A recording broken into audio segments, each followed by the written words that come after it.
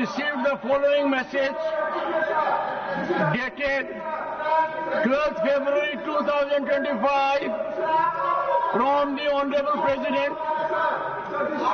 I have received the expression of thanks by the members of the Rajya Sabha for the address which I delivered to both houses of Parliament assembled together on 31st January 2025.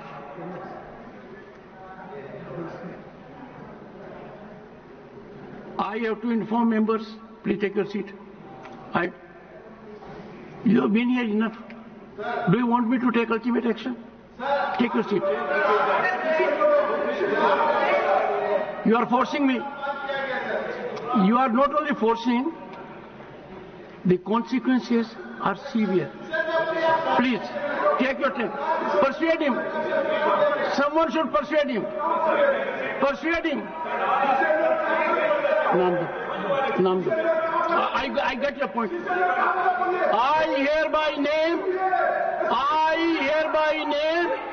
I am about to name both of you. I think good sense should prevail. Listen to leader of the opposition. Thank you, sir. I am grateful to the leader of the opposition. Yes. I have to inform members. I am grateful to the leader of the opposition. I have to inform members that the Business Advisory Committee in its meeting held, please, on the 11th February 2025, recommended the following ministries for discussion on their working during the second part of the current session. Honorable members, the ministries are Home Affairs, Education, Railways, Health and Family Welfare. It was further decided, honorable members, it was further decided that the fifth ministry, if any to be taken up for discussion, will be finalized in due course. The committee also recommended that lunch hour may be skipped and the House may sit late on the days when the discussion on the working of ministries is taken up to allow more participation for members.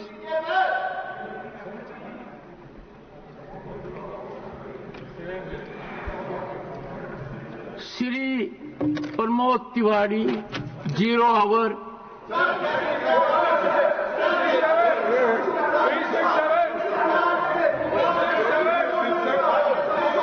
One second. Take your seats. Take your seat. नहीं था. You are not aware. You are not aware.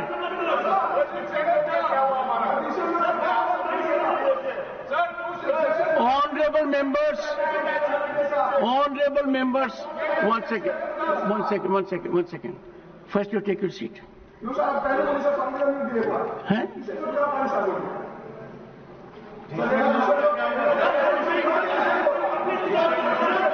What is this? Leader of the House, have you anything to say on this? 1 second. Leader, go to your seat. Leader of the House is speaking. Sir, but go to your seat. You should learn some basic manners. Go to your seat. Don't think you are learned to yourself. You are ridiculing the position of member parliament. आप संसद सदस्य होने का अपमान कर रहे हैं. No. Someone can bring a motion. सभापति जी. No. Leader of the House. सभापति जी, संसद के अंदर वाद विवाद, विषयों के बारे में चर्चा और प्रजातंत्र के अंदर हम एक बात मानते हैं कि वी अग्री टू डिसएग्री. इसलिए चर्चा और चर्चा के साथ साथ लेकिन Nothing except what the leader of the House will go on record. हमें परंपराओं का ध्यान रखना चाहिए और परंपराओं को ध्यान रखते हुए संवैधानिक प्रावधान के तहत प्रजातांत्रिक तरीके से हमें हाउस की प्रोसीडिंग्स को चलाना चाहिए। मुझे दुख है ये बताते हुए और खेद है कि आपके बारंबार रिक्वेस्ट के बाद, in spite of your repeated request that the house should come to order so that at least राष्ट्रपति जी, महामहिम राष्ट्रपति द्रौपदी मुर्मू जी की मैसेज, संदेश, वह इस हाउस को सही वातावरण में यहां पर आप उसको रख सकें। लेकिन विपक्ष ने जिस तरीके की भूमिका अदा की है वो बहुत ही गैर जिम्मेदाराना है, इररिस्पॉन्सिबल है और इसकी जितनी भी निंदा की जाए वो कम है। मैं ऑन रिकॉर्ड लाना चाहता हूं कि राष्ट्रपति महोदया, the first citizen of the country, जब वो उनका मैसेज पढ़ा जाए तो हाउस ऑर्डर में होना चाहिए था, जो नहीं है। यह बहुत ही दुर्भाग्यपूर्ण है और इसकी हाउस निंदा करती है, यह मैं जरूर कहना चाहूंगा। Leader of the opposition, I would urge you that request the members to go to their seats so that they can listen to you. Sir, the house is in order. Sir. When leader of the house spoken in the same status. Because leader of the house does not have control over opposition. No. If his members were here, I would have asked him not to speak and allow them. Sir, one second. On a point of principle, one second.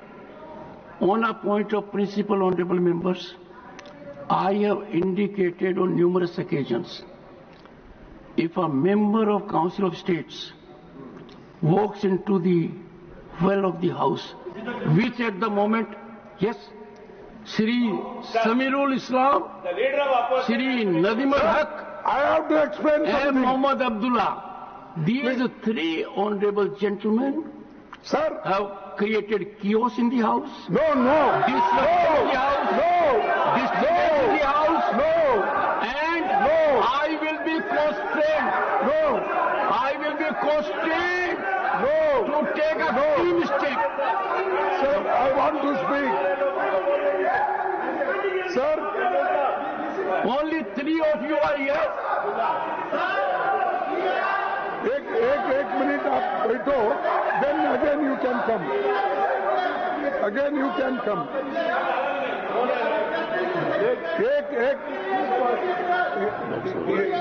एक minute में बोलने के बाद फिर आप sir मैं बोलने के बाद आप जो भी एक minute No, they must say, everyone has to be on the seat. Please एक मिनट में Everyone on the seat. मेरे लिए एक मिनट दीजिए। Everyone on the seat. हाँ सर, एक second, please take your seat. अरे they are taking, Take your seat. एक मिनट में बोलते। I am sure stairs are not your seats. Sir don't threaten often and often. What is this? आपको गुस्सा नहीं आना चाहिए। We are members of Parliament. आपको गुस्सा आएगा तो मेरे को परेशानी होगी। आपको गुस्सा नहीं। एक मिनट please take your seat. You are a senior member. Ask everyone to take seat so that the honorable leader of the opposition can be heard in rapt attention.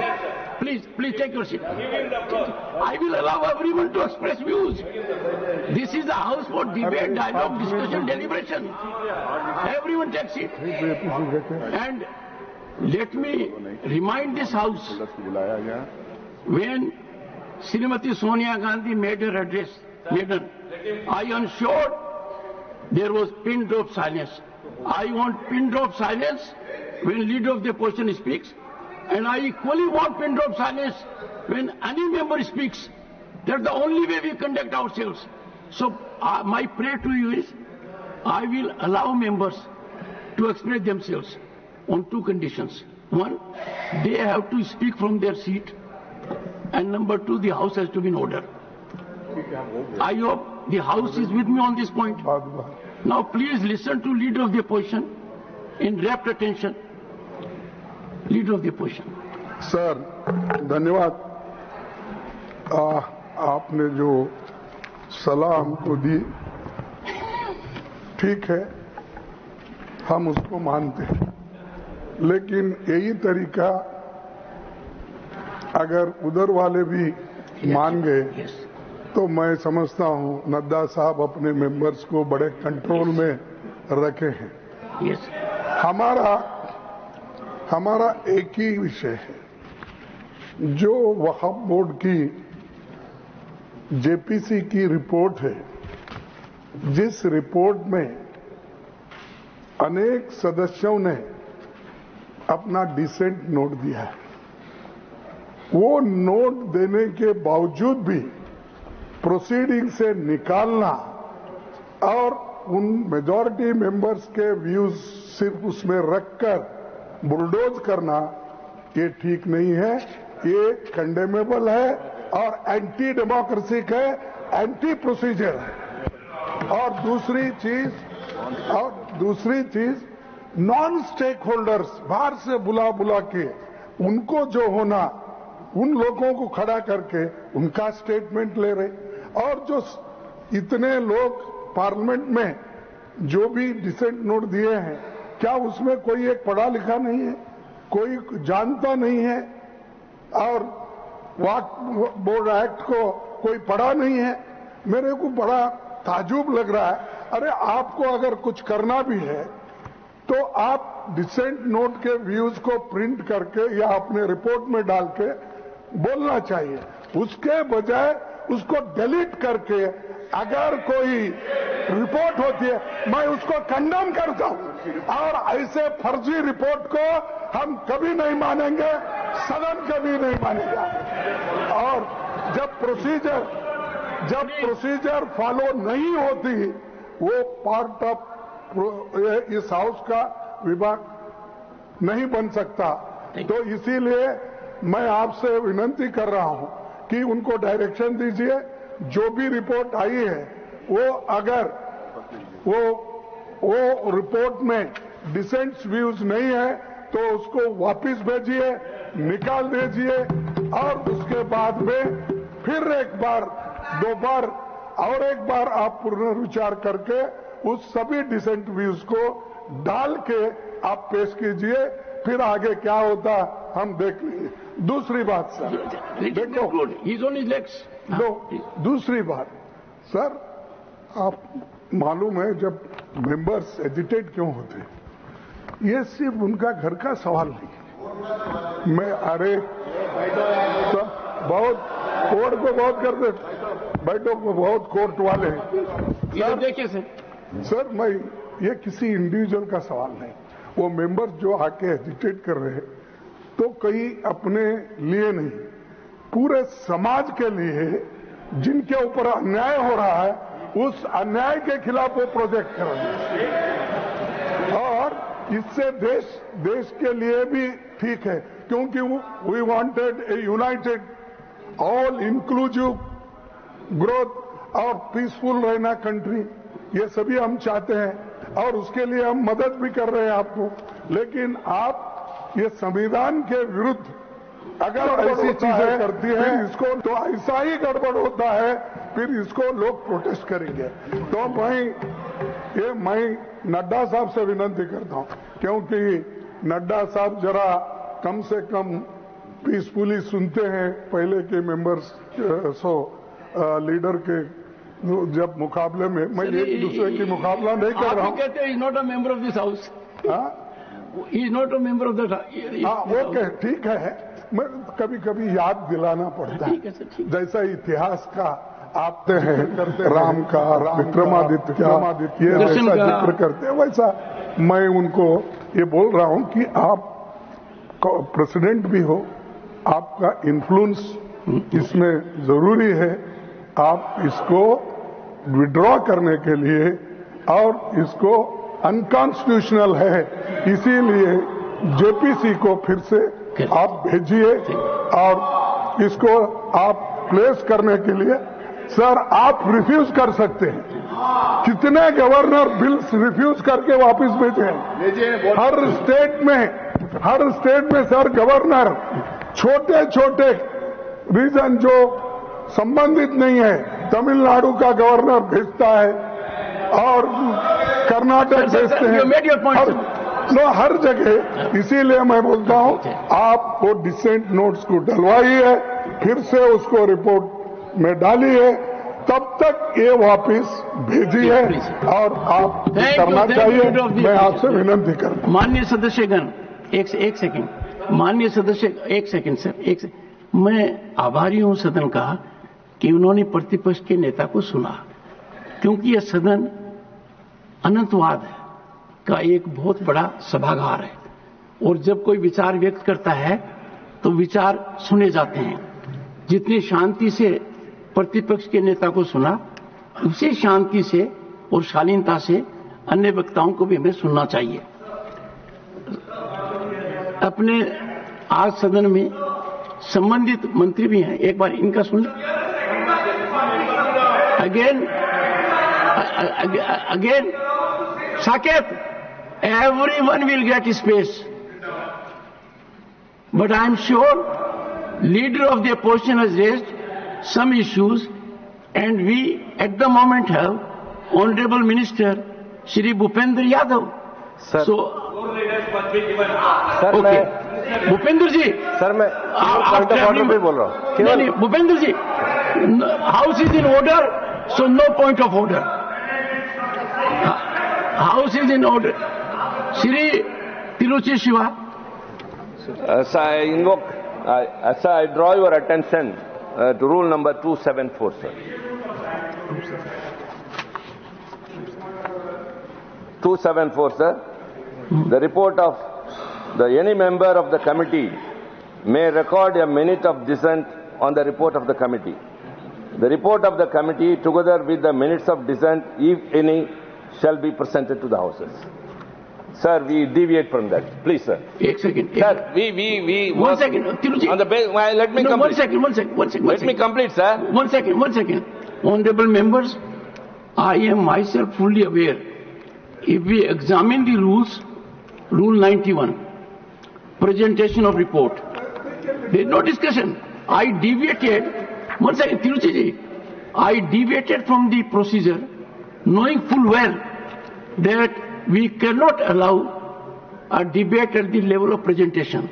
But looking to the mood of the House and yielding to expediency that this is a House for positive dialogue, I allow leader of the opposition. So rather than being technical, even the Honorable Minister Bhupendra Yadav wanted to raise a point of order. I am fully alive to the rules. Rule 91 generates a constraint on me, Ram Gopal ji, that at the time of presentation this is not allowed. Finding mood of the House and to ensure that our accountability to the people, हमारा उत्तरदायित्व जनता की तरफ है, सार्थक चर्चा हो, तो इस We विषय seek पर your कुछ करना protection, चाहिए। sir. Please. Sir, no. We seek your protection. Please. You are the custodian not Go only of this ahead, house, sir. make your contribution. You are the second highest office in the country, sir. So we work under the constitution as well as set by the rules as well as the rulings given by the earlier on you, sir, the chairman.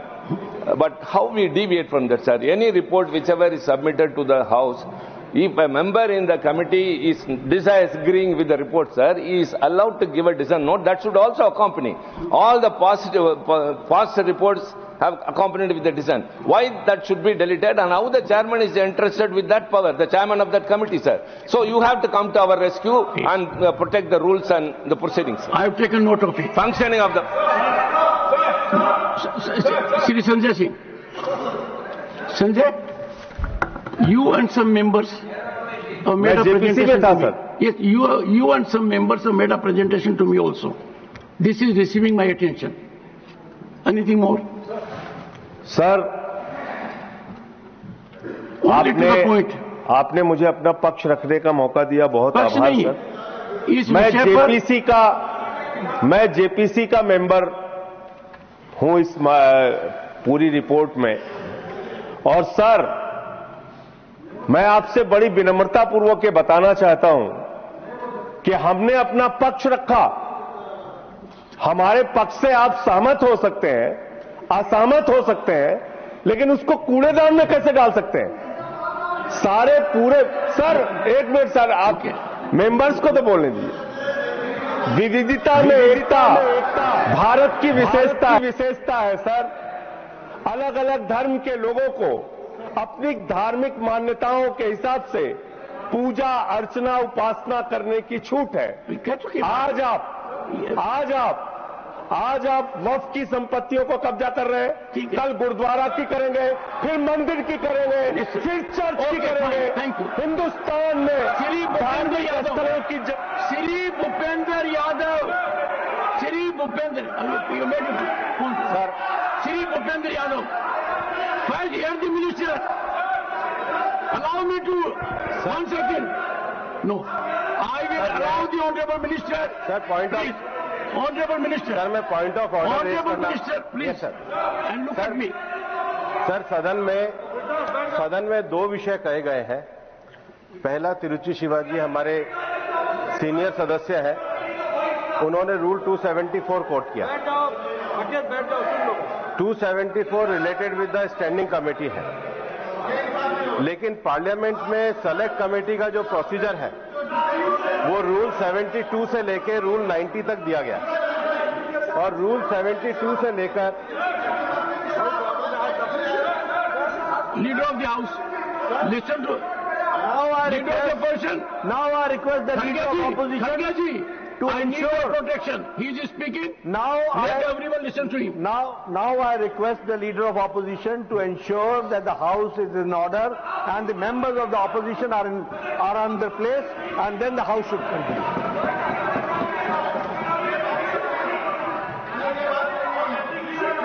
Take your seat.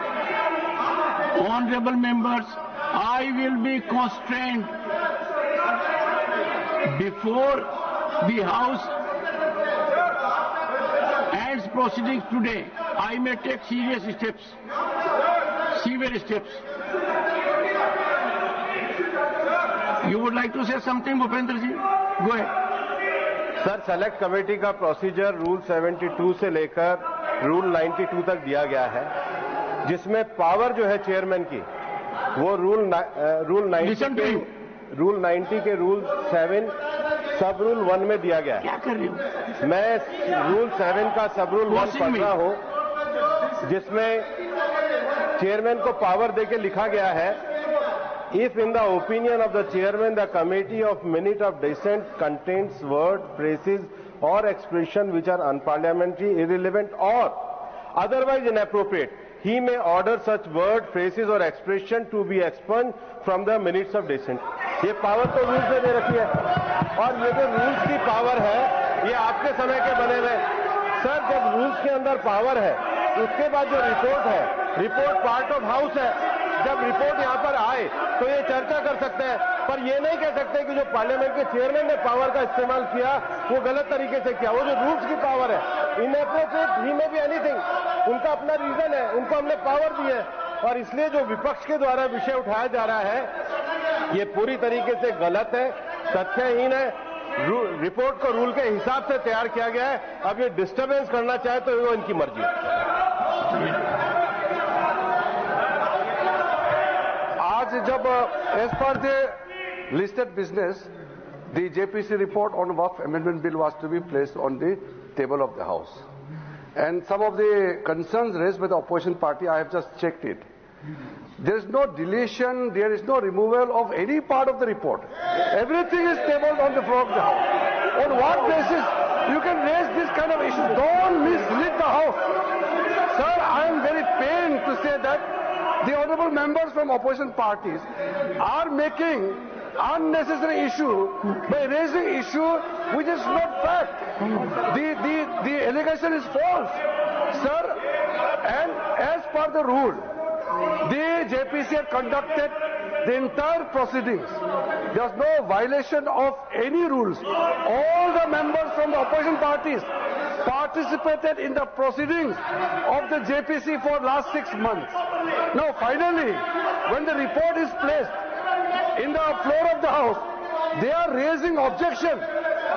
In the appendix also, all the dissent notes are also attached. All the dissent notes of the opposition parties are also attached and placed on the record of the House. They can't mislead the House in this manner. This is very unfortunate, sir. Honorable members, one second. Take your seat.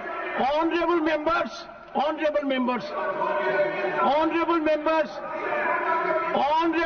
will you keep shut?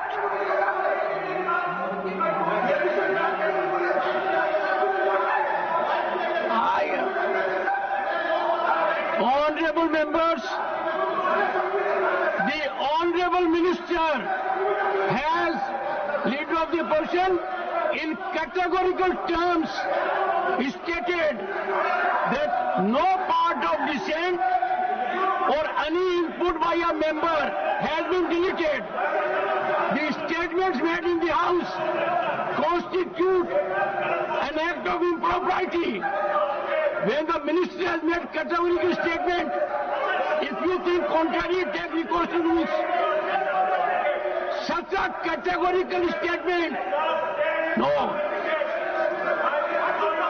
A responsible minister, Parliamentary Affairs Minister, has categorically referred in this House to the report. He is focused that no part of dissent, no part of input has been alleged, has been deleted. And therefore, all that has been said according to the Honorable Minister is factually untenable. It is untruth. We cannot allow this House to set afloat untruths. No. The Minister is categorical, and I find there is an effort to make this House dysfunctional. The Minister has categorically asserted nothing else will go on record. Nothing else will go on record. Honorable Finance Minister. Sir, the Minister has said categorically, and then the clarification about the rules are very clear, but we are being misled in this House as though there's a wrong thing.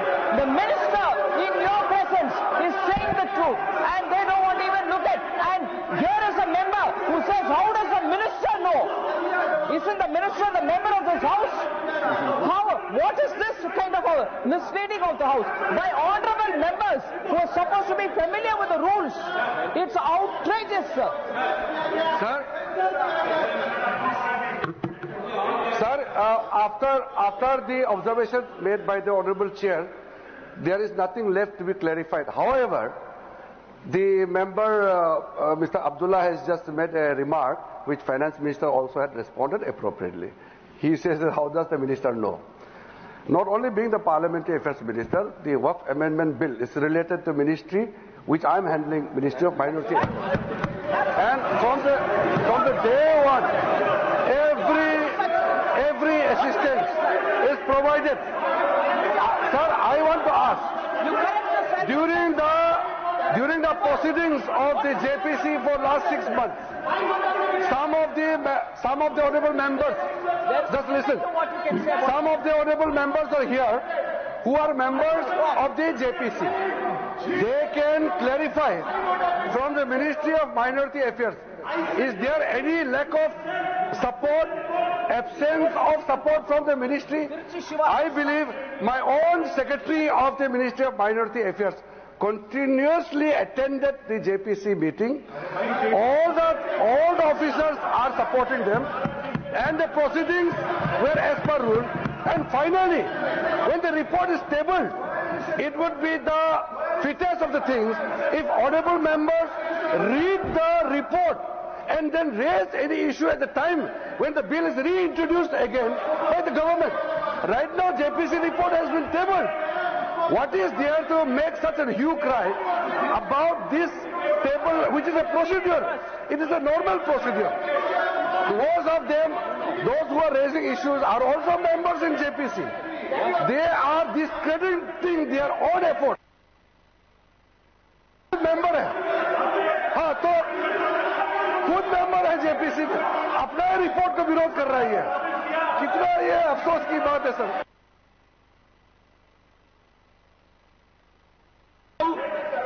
0 hour. Shri Pramod Tiwari. Would you like to raise?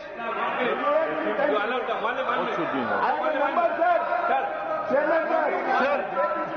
No, they have to go to their seats. No. They have to go to their seat. No, 1 second. No, first you go to your seat. First you go to your seat. Yes, please. Yes, Nasir. Yes. And secondly, they also go to their seats.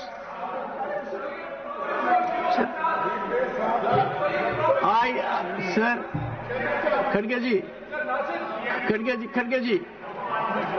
जी, मेरा बैठे sir, आप बैठिए sir, पहले आप स्थान ग्रहण कीजिए, मेरा आपसे अनुरोध है कि जब हम हाउस को शालीनता से चला सकते हैं, तो यदि अगर 2 या 3 सदस्य यहां आकर जो आचरण कर रहे हैं वो चिंतन का विषय है, प्लीज। एंड नहीं, they have gone there every time आते हैं, वो क्या दिखाना चाहते हैं? आखिर ये जो हो रहा है इससे पूरा राष्ट्र जुड़ा हुआ है। एक ऐसा मुद्दा है, और सुनिए, जिस आप बैठेंगे, ये एक ऐसा मुद्दा है जिस पर लोगों के मत होंगे, अनेक मत होंगे, अनेक विचारधाराएं होंगी, और यह सदन उन विचारधाराओं का संगम बनेगा। यह सदन अंत में जो निर्णय करेगा वो प्रजातांत्रिक व्यवस्था के हिसाब से होगा, वाद विवाद के हिसाब से होगा। मैं एक second, I come to you Saket, I come to you. मेरा एक सेकेंड, मेरा आप लोगों से अनुरोध है कि आप सदन के सम्मानित सदस्य हैं, आप सबको इस बात का बोध है कि जॉइंट पार्लियामेंट्री कमेटी की जो रिपोर्ट है उसकी अहमियत क्या है। अंत में वो सदन के समक्ष आती है और समय के ऊपर सदन में वाद विवाद होगा, विचार विमर्श होगा, मंथन होगा, और यदि अगर एक समानता नहीं आएगी तो एक विधिक प्रक्रिया के अनुसार उस पर निर्णय होगा। अब निर्णय वेल में आने से नहीं होगा, निर्णय स्लोगन शाउटिंग से नहीं होगा, निर्णय होगा आपके विचार की ताकत कि एक दूसरे को कितना परसुएड कर सकते हैं, और आखिर के अंदर प्रजातांत्रिक व्यवस्था में जो पद्धति है, जिस पद्धति के आधार पर सरकार का निर्माण होता है, उसी पद्धति से निर्णय होगा। तो मेरा यह कहना है कि अब इस विषय के ऊपर आगे न बढ़ते हुए मैं, आप बोलेंगे 0 नहीं,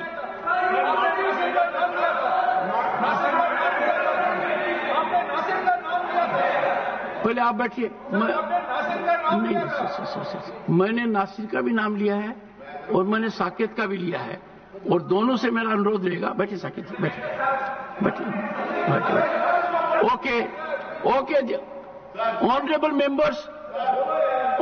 मेंबर्स टू वन सेकंड, एक सेकंड, अरे मुझे सुनिए, एक बैठिए एक बार बैठिए। In order to facilitate smooth functioning of the House, I will give brief opportunity to Nasir and Saket and then take up my business. Sir, you sit, sir. Nasir. Nasir, 1 minute. Sir. 1 minute. Sir. 1 minute. Rajeev bhai. Sir. Okay. Sir. You don't want. Sir. I can't. Sir, Ask him to sit and not to rise till I ask him to rise. Yeah. Sir, I cannot do that, sir. Sir, anyway. Then do you want me to act? I can. Sir. 1 minute. Go ahead. Sir, I want to make it very clear. The Minister for Minority Affairs is misleading this House. I want to put it on record. I want to put it on record. I want to. After him. I want to put it on record. My own dissent note, introductory part, covering letter, and conclusion of my dissent note has been redacted. It is there in public domain. It was in website. I picked it up You from can there. take recourse to law. That I'll authenticate it. Write to me. Sir, I'll authenticate it. Number Write one. to me, I'll take note of it. Number one, sir. Number two, sir. In JPC, non-stakeholders were called. minutes of meetings were not given, responses of witnesses were not provided, presentations were not provided, discussion among JPC members were not done, key issues like conflict of laws and Supreme Court judges were not dealt with, and key witnesses were not called, and dissent notes were redacted. 1 minute. That is why we say this report is not complete. ये report फर्जी है, इसको वापस करना चाहिए, इसको बिल्कुल वापस करना चाहिए. Saket, 1 minute. 1 minute. Sir, my limited point here. Yes, within good. 1 minute. I'm glad. Within Limited, 1 focus minute. point. Limited, sir. This is not a religious issue. This is a constitutional issue. Now, sir, I would like to request, because the Honorable Minister, Mr. Bhupendra Yadav, read a point of order, and then... What the point of order? No, I'm coming. It's my president. The House is in order. Go ahead. No, so he spoke about redactions in any dissent note that can be done in a JPC.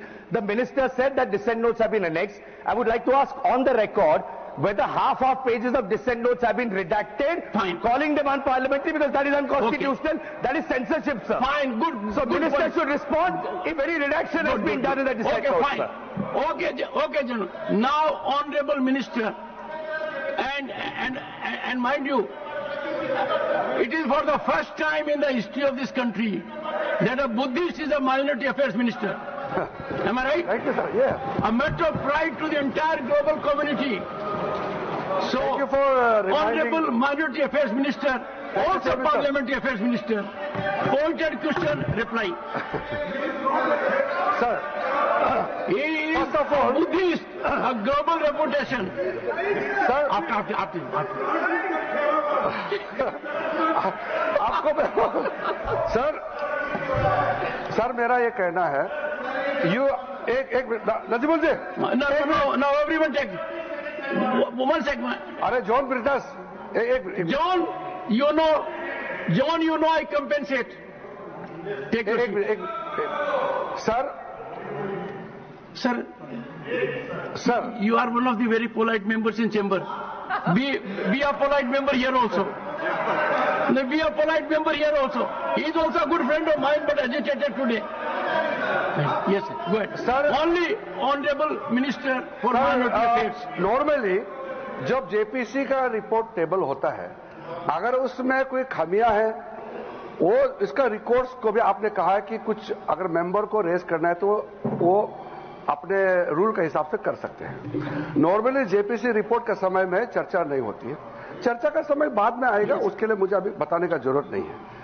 मैंने category के लिए ये बात को बताया कि जब JPC का रिपोर्ट टेबल हुआ तो यहां हमारे कुछ सदस्यों ने इसको कुछ ऑब्जेक्शन किया कि कुछ पार्ट शायद काट दिया गया ऐसे करके. मैं बाहर में गया, मैं चेयरमैन साहब से बात किया और सुनो आप सुनो तो ये क्या बात है?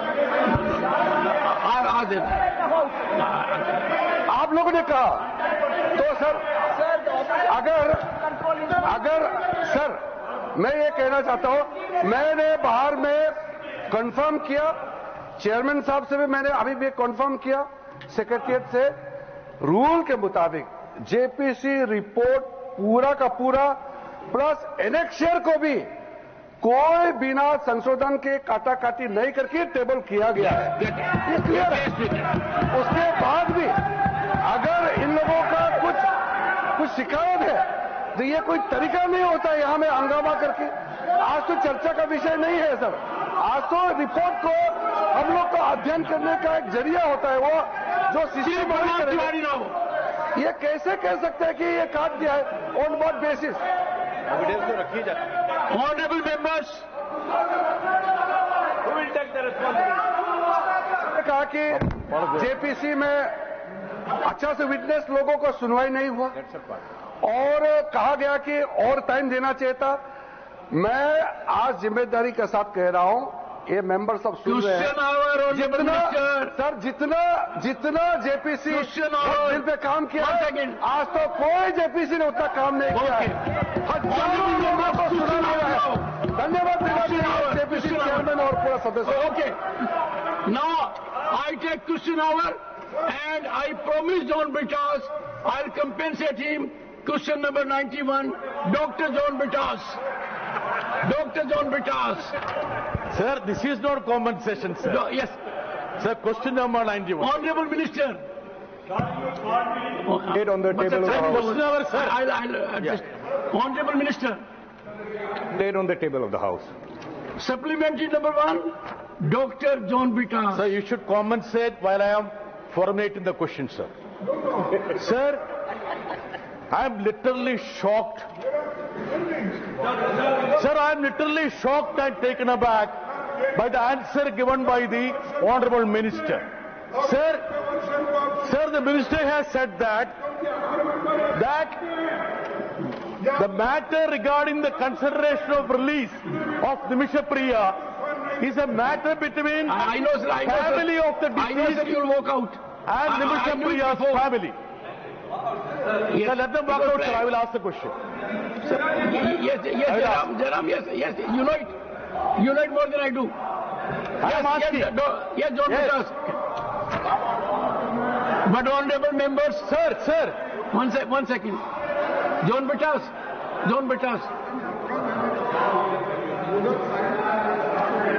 Ram Gopal Yadav ji, this is Honorable important members, what really hurts me is that I made full opportunity available to the opposition to put their stand. Am I right, Bhupender ji? Full opportunities were given to them.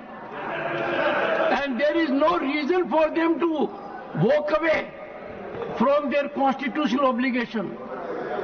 They are not walking out from the house. And the entire nation is worked up with Waqf. Entire nation is looking up to the parliament to find a resolution to this issue. John Bitas, supplementary number 1. Sir, thank you very much, sir. 1 second. Leader of the House. Yield. Yield as per directive. अभी विपक्ष ने walkout किया। सभापति जी, मैं कहना चाहता हूं, आज प्रातः से आपने पूरे तत्परता के साथ विपक्ष को पूरा मौका दिया और ये चाहा कि जो उनके बिंदु हैं या जो उनकी कंसर्न्स हैं, वो सारे कंसर्न्स यहां पर चर्चा में आए। कुछ सदस्यों ने नियमों को तोड़ा भी, उस पर भी आपने बहुत दरिया दिल दिखाते हुए वो प्रयास किया कि उन पर कोई एक्शन न हो और उनको आपने वार्न किया। सारे चर्चा में एक बात ध्यान में आई कि विपक्ष का उद्देश्य चर्चा करना नहीं था, विपक्ष का उद्देश्य राजनीतिक दृष्टि से अपना पॉइंट स्कोर करने का था। यह बात स्पष्ट दिखती है और यह दुर्भाग्य की बात है, दुख की बात है कि जिसके बारे में पार्लियामेंट्री अफेयर्स मिनिस्टर ने बड़े स्पष्ट शब्दों में कहा कि कोई भी चीज का डिलीशन नहीं हुआ है, कोई भी चीज को डिलीट नहीं किया गया है, सब कुछ एनेक्सर में एज इट इज रखा गया है। और हमारे एक मंत्री ने भी स्पष्ट किया कि चेयरमैन को यह अधिकार है कि वो कुछ भी डिलीट कर सकता है और वो नियम बताते हुए कि किसी भी चीज का डिलीशन हो सकता है, फिर भी कुछ नहीं डिलीट किया गया। विपक्ष ने बहुत गैर जिम्मेदाराना व्यवहार किया है और इसकी निंदा होनी चाहिए। और ये तुष्टीकरण की राजनीति है। This is a politics of appeasement. ये देश को कमजोर करने के लिए जॉन बिटास, ये क्वेश्चन आवर जरूर है, लेकिन क्वेश्चन आवर में सबसे बड़ा क्वेश्चन ये है कि कुछ लोग देश को तोड़ने की साजिश करते हैं। कुछ लोग, some people are trying to fight against the Indian state। Bharat देश के खिलाफ लड़ रहे हैं। इसलिए यह विपक्ष की आज का वॉकआउट होना, यह ऑन रिकॉर्ड आना चाहिए कि यह देशद्रोही गतिविधियों को प्रोत्साहन देने का एक माध्यम है और उसका एक्सप्रेशन है। और कांग्रेस पार्टी और विपक्ष आज देश के जो लोग खंडित करना चाहते हैं, देश को कमजोर करना चाहते हैं, उनके हाथ मजबूत करने का काम कर रही है, तो विपक्ष कर रही है। माननीय सदस्यगण, एक second, I will call you. माननीय सदस्यगण, जब भी देश में कोई बड़ा बदलाव आता है और बदलाव जनता चाहती है और एक समस्या का समाधान चाहती है, तो इस प्रकार का घटनाक्रम देखने को मिलता है। मैं साक्षी हूं। मैं 9th लोकसभा का सदस्य था। सामाजिक न्याय का एक बहुत बड़ा बदलाव आया और बदलाव आया मंडल कमीशन की रिपोर्ट को एक तरीके से लागू किया गया। उपद्रव हुए, आश्रम चौक के ऊपर हुआ, और समय कितना बदला कि उससे ज्यादा आंदोलन है कि हमें इसका लाभ मिलना चाहिए। उस समय विरोध था, वो विरोध आधारित नहीं हो पाया। वक्फ भी उसी तरीके का एक अध्याय बन रहा है। लंबे समय से इस विषय पर सदन की नजर होनी चाहिए थी। सदन क्या निर्णय करता है, ये सदन का विवेक है, पर यह मुद्दा इतना व्यापक है जनता के मन में और हर स्तर पर, और इसीलिए कमेटी का गठन किया गया। माननीय भूपेंद्र यादव ने तार्किक बात कही कि जिस तरीके से मुझे अधिकार है, इस कुर्सी पर बैठने वाले को अधिकार है, लोकसभा के अध्यक्ष को है, कि कोई बात ऐसी कही जाए जो रिकॉर्ड में नहीं आनी चाहिए। वही अधिकार, और उसी की ओर आपने संकेत दिया था कि ज्वाइंट पार्लियामेंट्री कमेटी के सभापति को भी है। तो यदि अगर इस सदन में हम संयम से काम नहीं करेंगे, सार्थकता से नहीं करेंगे, देश को हित को रखकर नहीं करेंगे और राजनीतिक तरीके से अपने दर्शन को परिभाषित करेंगे, तो राष्ट्रीय हित मेरे हिसाब से खतरे में पड़ेगा। मेरा आग्रह है सदन के नेता से, जो लोग वेल में आए, इस प्रवृत्ति को मैंने गंभीरता से लिया है और आज भी मैंने नजरअंदाज नहीं किया है, क्योंकि आपने कहा दरियादिली। इस विषय पर दरियादिली दिखाने का मतलब संविधान के निर्माताओं का अनादर करना। इससे बड़ा अपमान भारत की जनता का नहीं हो सकता कि जिनको भेजा गया वो सभापति के कहने के बावजूद और 3 सदस्यों ने जो विशेषकर आचरण किया है, उस आचरण पर यदि अगर आज सदन समय समाप्ति के पहले कोई निर्णय नहीं लेती है, तो इसके दूरगामी परिणाम होंगे। ये फर्क नहीं पड़ता कि संख्या क्या है, फर्क पड़ता है राष्ट्र हित के खिलाफ, सदन की मर्यादा के खिलाफ संख्या कुछ भी हो, कदम न उठाना एक ऐसा कमजोर व्यक्तित्व है, परिभाषित करता है, जो व्यक्ति को खुद को शर्म में डाल देता है। इसलिए मैंने दरियादिली नहीं दिखाई है। इन पर एक्शन हो और ये आज के लिए सस्पेंड हो।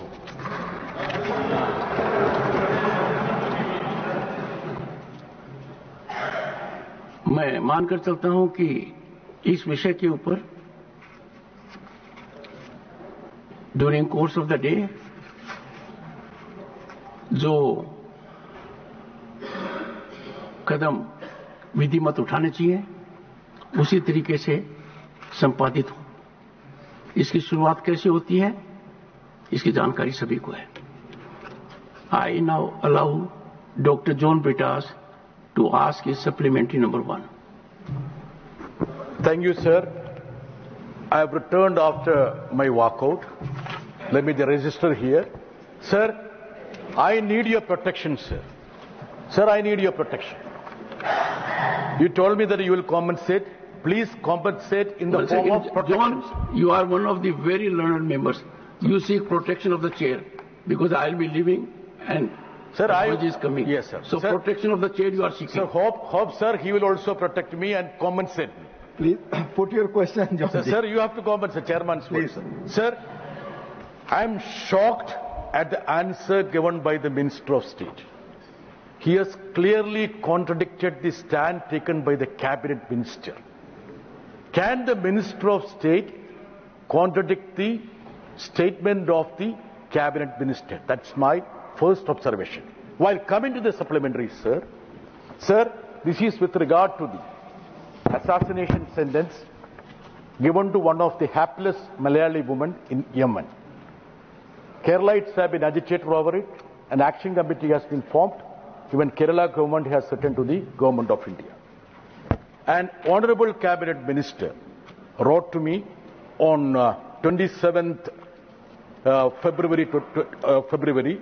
He told me that the government is at it, and he said that I assure you that welfare of Indians abroad is the highest priority for Government of India, and Ms. Nimisha Priya's case will continue to receive our full attention. This was the assurance given by the Cabinet Minister. Now see, sir, the answer given by the Minister of State. The matter regarding any consideration of release of Nimisha Priya is a matter between family of the deceased and Nimisha Priya's family. The Government of India has washed off its hands.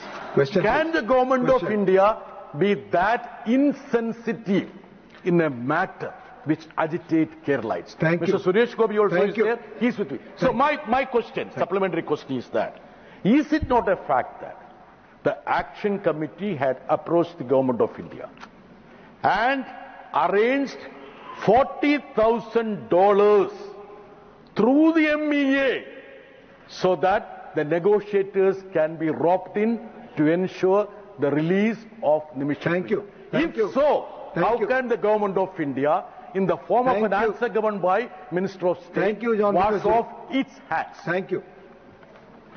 Thank you, sir. Sir, I'd like to say that this question has come in an unstarred form thrice in the Lok Sabha previously and twice in this House. And constantly the reply of the Government of India has been on these lines. So the Honorable Minister has also been persistently following up this case, and which is understandable because it's a very sensitive matter and relates to a person of his state. So I would like to point out that when the Honorable Member was saying that I have contradicted the Cabinet Minister, so he read just part of the answer.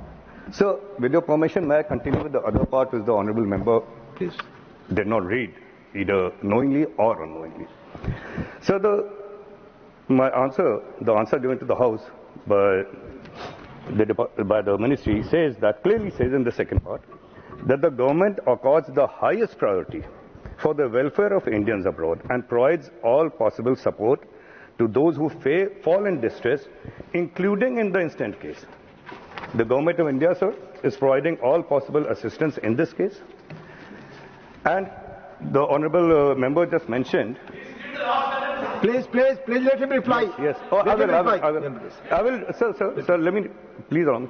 Sir, the matter regarding any consideration towards the release of Miss Nimisha Priya is between the family of the deceased and Miss Nimisha Priya's family. Now, as the facts of the case go, sir, this lady in question has already been sentenced to death by the Supreme Court of Sana. She's already been sentenced to death. So their family approached us, and as the statement goes, we provided all possible assistance. We arranged for the mother, Miss Nimisha Priya, to go to Yemen, although there is a travel ban on that country. After that, as the Honorable Member pointed out, so the Government of India, so we arranged the transfer of $40,000 upon the written request of the family and facilitated the financial transfers as requested by the family to Sana. The money was transferred immediately after it was received in the Ministry's account, and it was made available to the families. Now, the further process that is happening is obviously between the victim's family and the family of Ms. Nimisha Priya.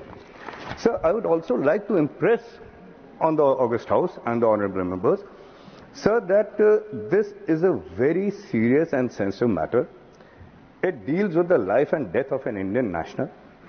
And sir, it would, again I like to underline this, that it would not be conducive to discuss the matter further, as the matter is highly sensitive and it can also impact the outcome of the case and the efforts that are being made by Ms. Nishi-Priya's family. So, sir, these are the... Sir, regarding the assistance provided by Government of India, I would also like to state that following the initial conviction of Ms. Nishi-Priya in the trial court, we arranged a lawyer through the Indian Community Welfare Fund. He was paid through the ICWF for taking up her case in the higher courts in Yemen. The appointed lawyer contested the conviction in both the appeals court and the Supreme Court, and has also been in touch with the family and the power of attorney holder by the family. Sir, as a government, as a responsible government who takes care of its citizens, we have taken all possible measures, we have done all possible, given all possible assistance in this matter, and it is now between any consideration, any discussion can only happen between the family of the deceased and Ms. Nishi-Priya's family. Thank you. John Brittasi, keeping the sensitivity of the matter, second supplementary briefly. Sir, I'm quite aware about the I know, but put your second supplementary briefly, but keeping. I'm afraid, sir, the Minister of State is either misguided or rather... Please put your question. Sir, my question. When he says that it is between these two families, deceased and Nishi-Priya's family, is it not a fact that, as per Yemeni's laws, the deceased family and Nishi-Priya's family cannot interact directly? That is Yemeni's law. You need to have a negotiator there, Honorable Minister. That is the law of Yemen. And further, sir, in these cases, blood money is important. That is the only solution to resolve this very burning issue. Sir, my last question. Thank you. There have been reports in the media that Nishi-Priya is under the custody of Houthi militia, and Iran government has offered facilitating release of Nishi-Priya. Is the government of India aware of it? It's very Has the government of India worked on it? Very sensitive matter. Thank you. I know, sir. Please. Thank you. Thank you, sir. Sir, when the honourable member is talking about other countries, so I'd just like to state again that we are providing all possible assistance in this case. It is a highly sensitive matter, and we have to take into account the safety and security of the person in question. So, further discussions, again, I'd say that can only impact the outcome. So, like I said before, this question... Please, no interruption, Mr. John Brittasi. Sir, regarding the discussion between, as the Honourable Minister pointed out, as per the Yemeni laws, sorry, as the member pointed out, as per the Yemeni laws, sir, the family of Nishi-Priya, they have appointed a power of attorney, and they have been given a lawyer with our assistance, and they're carrying out these assistance. They're carrying out the discussions. Thank you. Thank you, sir. Third supplementary, Mani Harris Biren, not present. Mr. Santosh Kumar Pei, nothing is going on. Record. John Brittasi, please take. Mr. Santosh Kumar Pei, not present. Mr. Sanjeev Arora, not present. Mr. Ritabrat Banerjee, not present. Mr. A. Rahim, not present. So we'll move to question number 92. Manisri Babu Lal Jason Bhai Desai. माननीय मंत्री जी, माननीय उपसभापति जी, मेरा प्रश्न number. माननीय मंत्री जी। सभापति महोदय, उत्तर सभा पटल पर रख दिया गया। पहला सप्लीमेंट्री।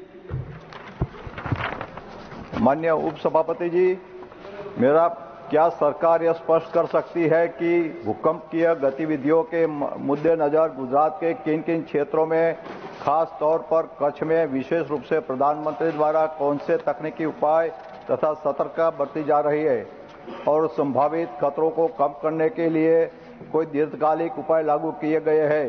यदि हाँ, तो उसका ब्यौरा उठाए गए उपायों से लाभ हुआ है? माननीय मंत्री जी। सभापति महोदय, माननीय सदस्य चूंकि गुजरात से आते हैं तो बड़ी संवेदनशीलता के साथ उन्होंने ये प्रश्न रखा है, लेकिन साथ ही साथ गुजरात से इसका एक और भी ताल्लुक है। वैसे तो देखा जाए तो कुल मिलाकर के भूकंप की भविष्यवाणी 100% या 100% करना बहुत कठिन रहता है, लेकिन उसके बावजूद बाकी देशों की तुलना में भारत का प्रयास कहीं गुना अधिक है और इसमें प्रगति भी हुई है। और जब मैंने कहा कि इससे गुजरात का एक और भी ताल्लुक है, तो मेरा तात्पर्य ये था कि सबसे पहली बार जब वर्तमान प्रधानमंत्री गुजरात के मुख्यमंत्री थे, तो कच्छ में आए भूकंप के बाद देश में पहली बार नेशनल डिजास्टर या गुजरात डिजास्टर मैनेजमेंट अथॉरिटी की कल्पना उनके द्वारा लाई गई थी। और पहली बार भारत में डिजास्टर मैनेजमेंट अथॉरिटी का यदि कोई गठन हुआ है तो गुजरात राज्य में हुआ। फिर उसी से प्रेरित होकर के 2005-06 में तत्कालीन केंद्रीय सरकार ने नेशनल डिजास्टर मैनेजमेंट अथॉरिटी का गठन किया। इसी प्रकार गुजरात के उस समय के मुख्यमंत्री माननीय नरेंद्र मोदी जी ने देश में पहली बार इंस्टीट्यूट ऑफ सिस्मोलॉजिकल रिसर्च का कॉन्सेप्ट लाया और उसकी स्थापना भी पहली बार गुजरात में हुई।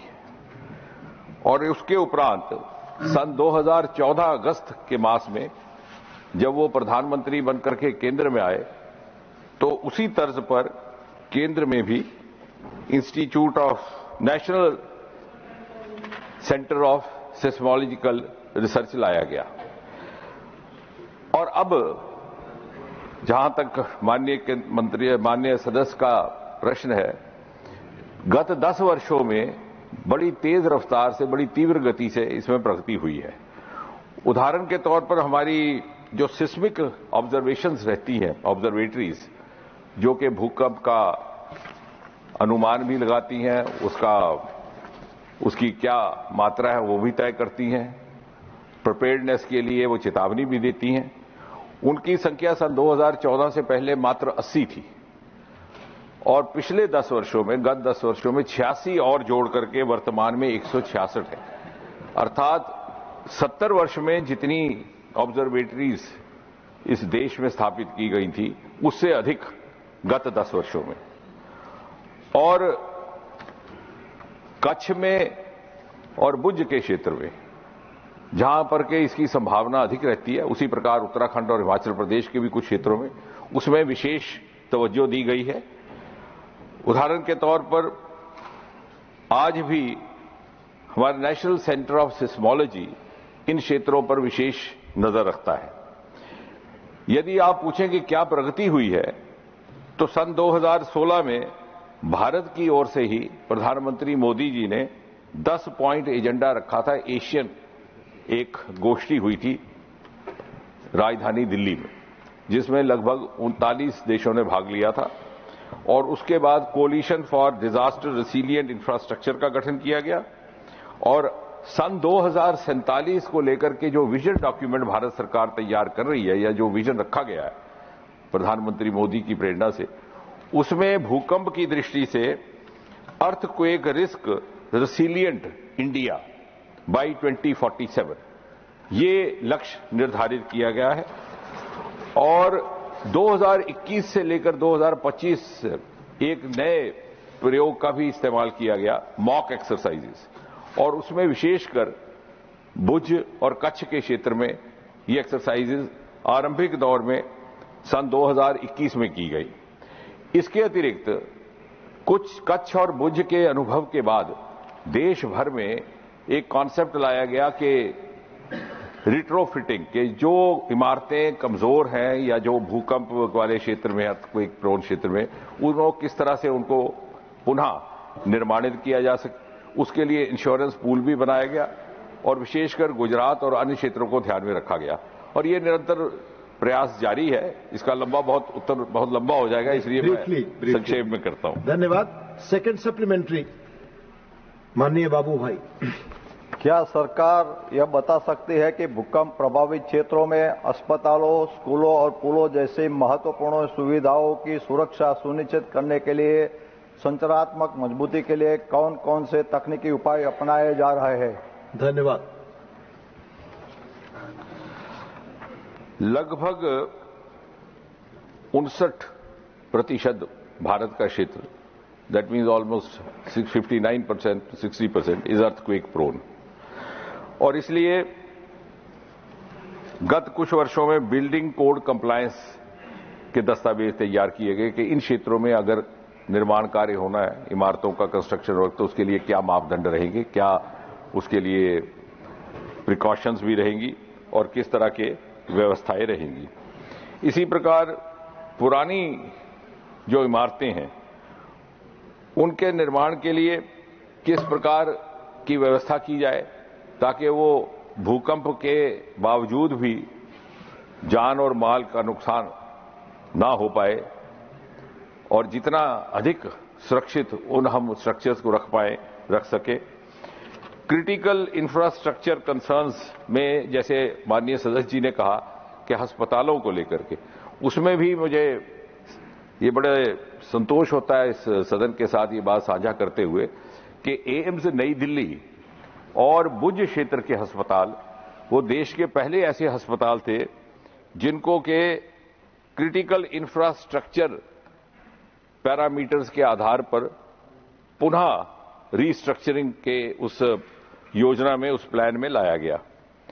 और इसी तरह आने वाले समय में खासतौर से जो अस्पताल ही नहीं, जो बच्चों के लिए स्कूल की इमारतें हैं या इस प्रकार के और जो सेंसिटिव स्ट्रक्चर्स हैं उनको भी पुनः निर्माणित करने के लिए या जो नई इमारतें बन रही हैं उनके लिए नए मापदंड स्थापित करने के लिए समय समय पर कार्य भी हो रहा है और एक आर्थिक सहायता भी दी जा रही है, क्योंकि कहीं कहीं ये भी ध्यान में आया कि बहुत सारे लोग जिनकी इमारतें पुरानी हो चुकी थी उनको पुनः स्ट्रक्चरिंग करने में संकोच करते आर्थिक कारणों से, तो सरकार ने उस बात को भी बड़ी संवेदनशीलता से लिया है। बहुत धन्यवाद। थर्ड सप्लीमेंट्री माननीय श्री आरपीएन सिंह महोदय, मैं माननीय मंत्री जी से जानना चाहूंगा, मैं पूर्वी उत्तर प्रदेश से आता हूं और नेपाल के अंतर्गत तमाम भूकंप आए हैं और हमें झटके हर 3 महीने 6 महीने में पूर्वांचल और बिहार के तरफ ट्रेमर्स जिसको कहते हैं हम फील करते हैं।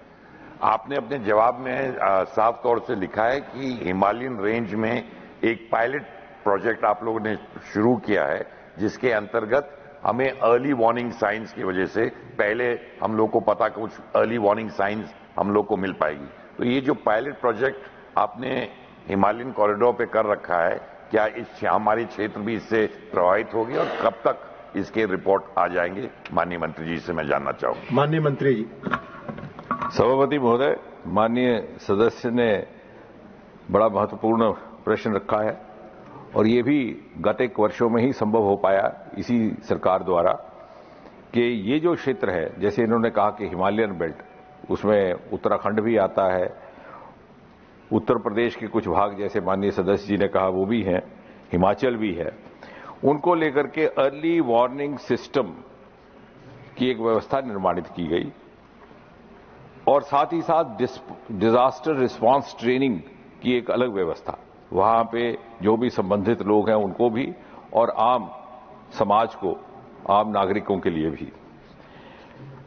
और इसके लिए बहुत सारे जागरूकता कार्यक्रम भी प्रारंभ किए गए, क्योंकि जैसे मैंने कहा कि भूकंप की 100% भविष्यवाणी पहले से करना या advance forecast 100% is not always possible which ever the country, which ever the part of the world. और इसलिए अनेकों अलग अलग किस्म के कार्यक्रम, उदाहरण के तौर पर दूरदर्शन पर एक आपदा का सामना नाम का कार्यक्रम प्रारंभ किया गया, मॉक एक्सरसाइजेज की गई और 2019 में इसी सरकार ने home owners guide for earthquake and cyclone safety लाया, ताकि जब भी आप प्लान करें वहां नई कंस्ट्रक्शन करने के लिए तो that could be a handy book for you to follow certain guidelines, certain precautions. इसी प्रकार 2021 में Simplified Guidelines for Earthquake Safety, इस शीर्षक से एक अलग डॉक्यूमेंट पुस्तिका भी रचित की गई, which provides details about the statistical and the building infrastructure. 2016 में national building code of India, उसके तहत, और इसी तरह से हिमालयन रेंज के लिए जैसे इन्होंने कहा कि अर्ली वार्निंग सिस्टम विशेषकर उन क्षेत्रों पर केंद्रित करके या उन क्षेत्रों पर फोकस करके प्रारंभ किया गया है। एक नई शुरुआत है। जैसे जैसे हम आगे बढ़ेंगे इसके अनुभव से इसमें और अधिक विकास भी किया जाएगा, वैल्यू एडिशन करने का भी प्रयास रहेगा। माननीय Ashok Kumar Mittal, not present. Shrimati S Phangnon Konyak. Thank you, Deputy Chairman, sir. I'm grateful to the Ministry for developing an earthquake early warning system for the Himalayan region. Through you, I would like to ask the Honourable Minister if it covers Northeast region, which is a seismic 5 zone, and when will the pilot project being developed be completed? Thank you. Chairman, sir, I'm glad that the Honourable Member has raised a question about Northeast, which is very high on the priority of Prime Minister Modi as well as his government.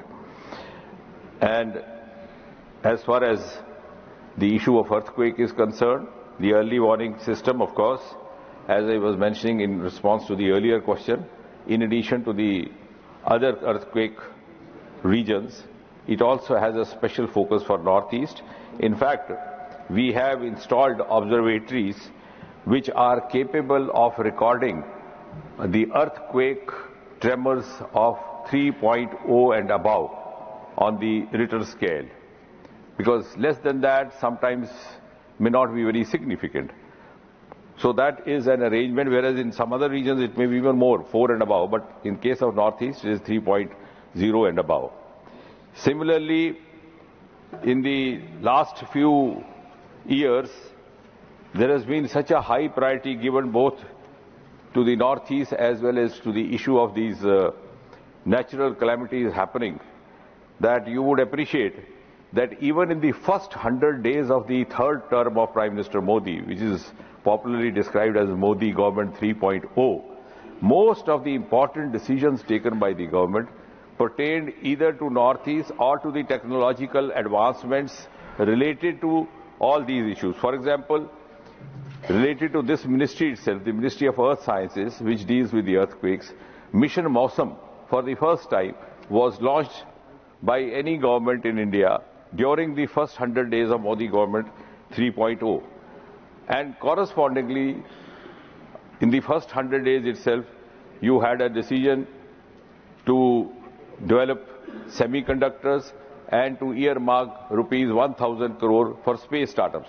So that creates an ecosystem which is primarily focusing on technological advancements to deal with these issues. Prime Minister Modi has himself paid as many as almost 70 visits to Northeast in the last 10 years. I think which is more than the number of the total number of visits by all the preceding Prime Ministers, in spite of the fact that the immediate past Prime Minister happened to be a member from Northeast, though in the Rajya Sabha. So you can understand, and then at the same time, the ministers in the government were assigned to pay regular visits to Northeast. So every 15 days, there are at least 2 union ministers visiting Northeast, which is complete departure from what it was in the earlier times, when a minister from the center visited Northeast, the newspapers would report a minister from India. So it has created not only the filling up of the physical gap, but also done away with the mental barriers. There was a time when the youth from Northeast, and I'm sure Honourable Member has been a witness to that because she's been a very prominent person there, youth from Northeast were hesitant to come even to the capital city of Delhi.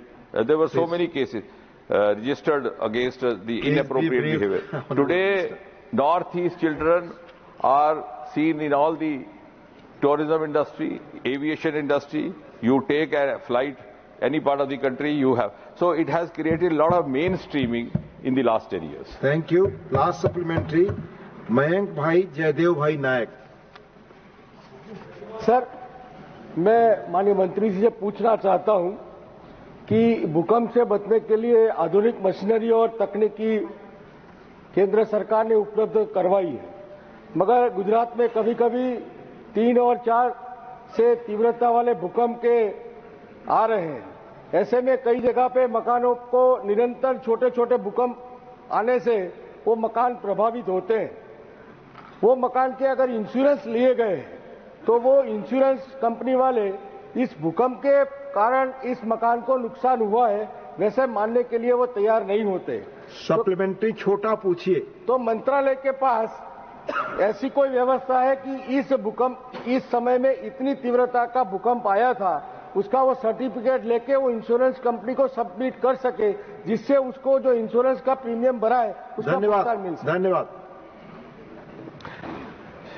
माननीय मंत्री जी ने, माननीय सदस्य जी ने अपना जो बिंदु रखा है उस पर मैं पहले भी बात कर चुका हूं, लेकिन इसमें यह जोड़ दिया जाए कि इंश्योरेंस का प्रावधान भी इसी सरकार ने लाया और अगर उसकी प्रिसाइज बात की जाए तो उसका नाम रखा गया रिस्क ट्रांसफर मैकेनिज्म।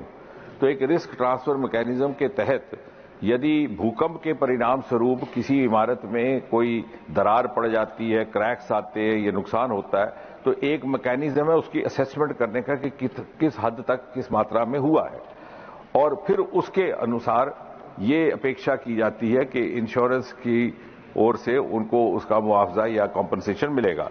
यदि कोई स्पेसिफिक केस ऐसा है कि जहां इंश्योरेंस कंपनी ने, इंश्योरेंस की अधिकारियों ने उनके साथ सहयोग नहीं किया है तो उसकी जांच अलग से की जा सकती है, मगर कुल मिलाकर के in general we have a very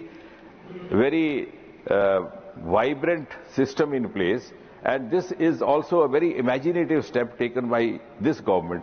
और उसके तहत जो पुरानी बिल्डिंग्स हैं अगर उनमें क्रैक आता है तो उनको फिर पुनः निर्माणित करने की भी व्यवस्था रहती है और जो नई बिल्डिंग्स हैं उनमें यह अपेक्षा की जाती है कि उनको नए मापदंड और साथ ही साथ जैसे मैंने कहा कि coupled whole ecosystem home owners guide नाम का एक गाइड बुक भी हमने जारी किया है, सिंप्लीफाइड गाइडलाइंस भी की हैं। तो अपेक्षा की जाती है कि कंस्ट्रक्शन करने वाली जो अथॉरिटीज हैं, एजेंसीज हैं या कंट्रैक्टर है या जो प्राइवेट व्यक्ति हैं वो उन गाइडलाइंस का पालन करें ताकि उस तरह की नौबत ही ना आए।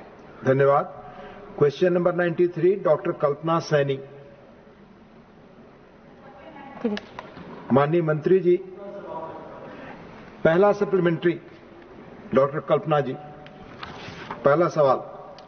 माननीय सभापति जी, मेरा प्रश्न है, क्या सरकार इस योजना की जागरूकता बढ़ाने और डिजिटल प्रक्रिया को सरल बनाने के लिए कोई विशेष अभियान चला रही है?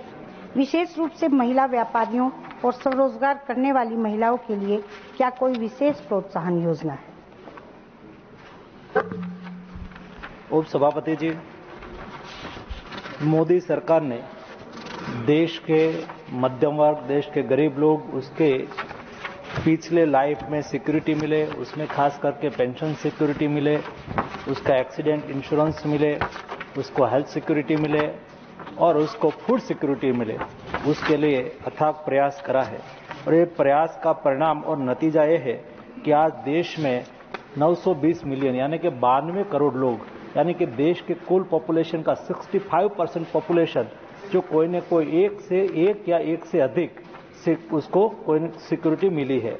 ये सोशल सिक्योरिटी के लाभ सामान्यतः 1919 से 3 प्रकार की योजना चालू करी गई थी। उसमें से प्रधानमंत्री श्रम योगी मानधन और नेशनल प्रधानमंत्री छोटे व्यापारियों के लिए सहाय योजना के तहत ये योजना का लाभ देश के छोटे व्यापारी या तो छोटे तबके के लोगों को मिलता है। ये योजना के तहत देश में आज तक कुल मिला के 60 लाख लोगों ने ये योजना में हिस्सा लिया है। ये योजना का प्रारूप है उप सभापति जी, जितना पैसा 18 एज से 14 एज तक वो जितना कंट्रीब्यूशन देता है इतना ही कंट्रीब्यूशन सरकार की ओर से दिया जाता है और उसका लाभ लेके 60 साल के बाद उसको 3000 का एश्योर्ड पेंशन दिया जाता है।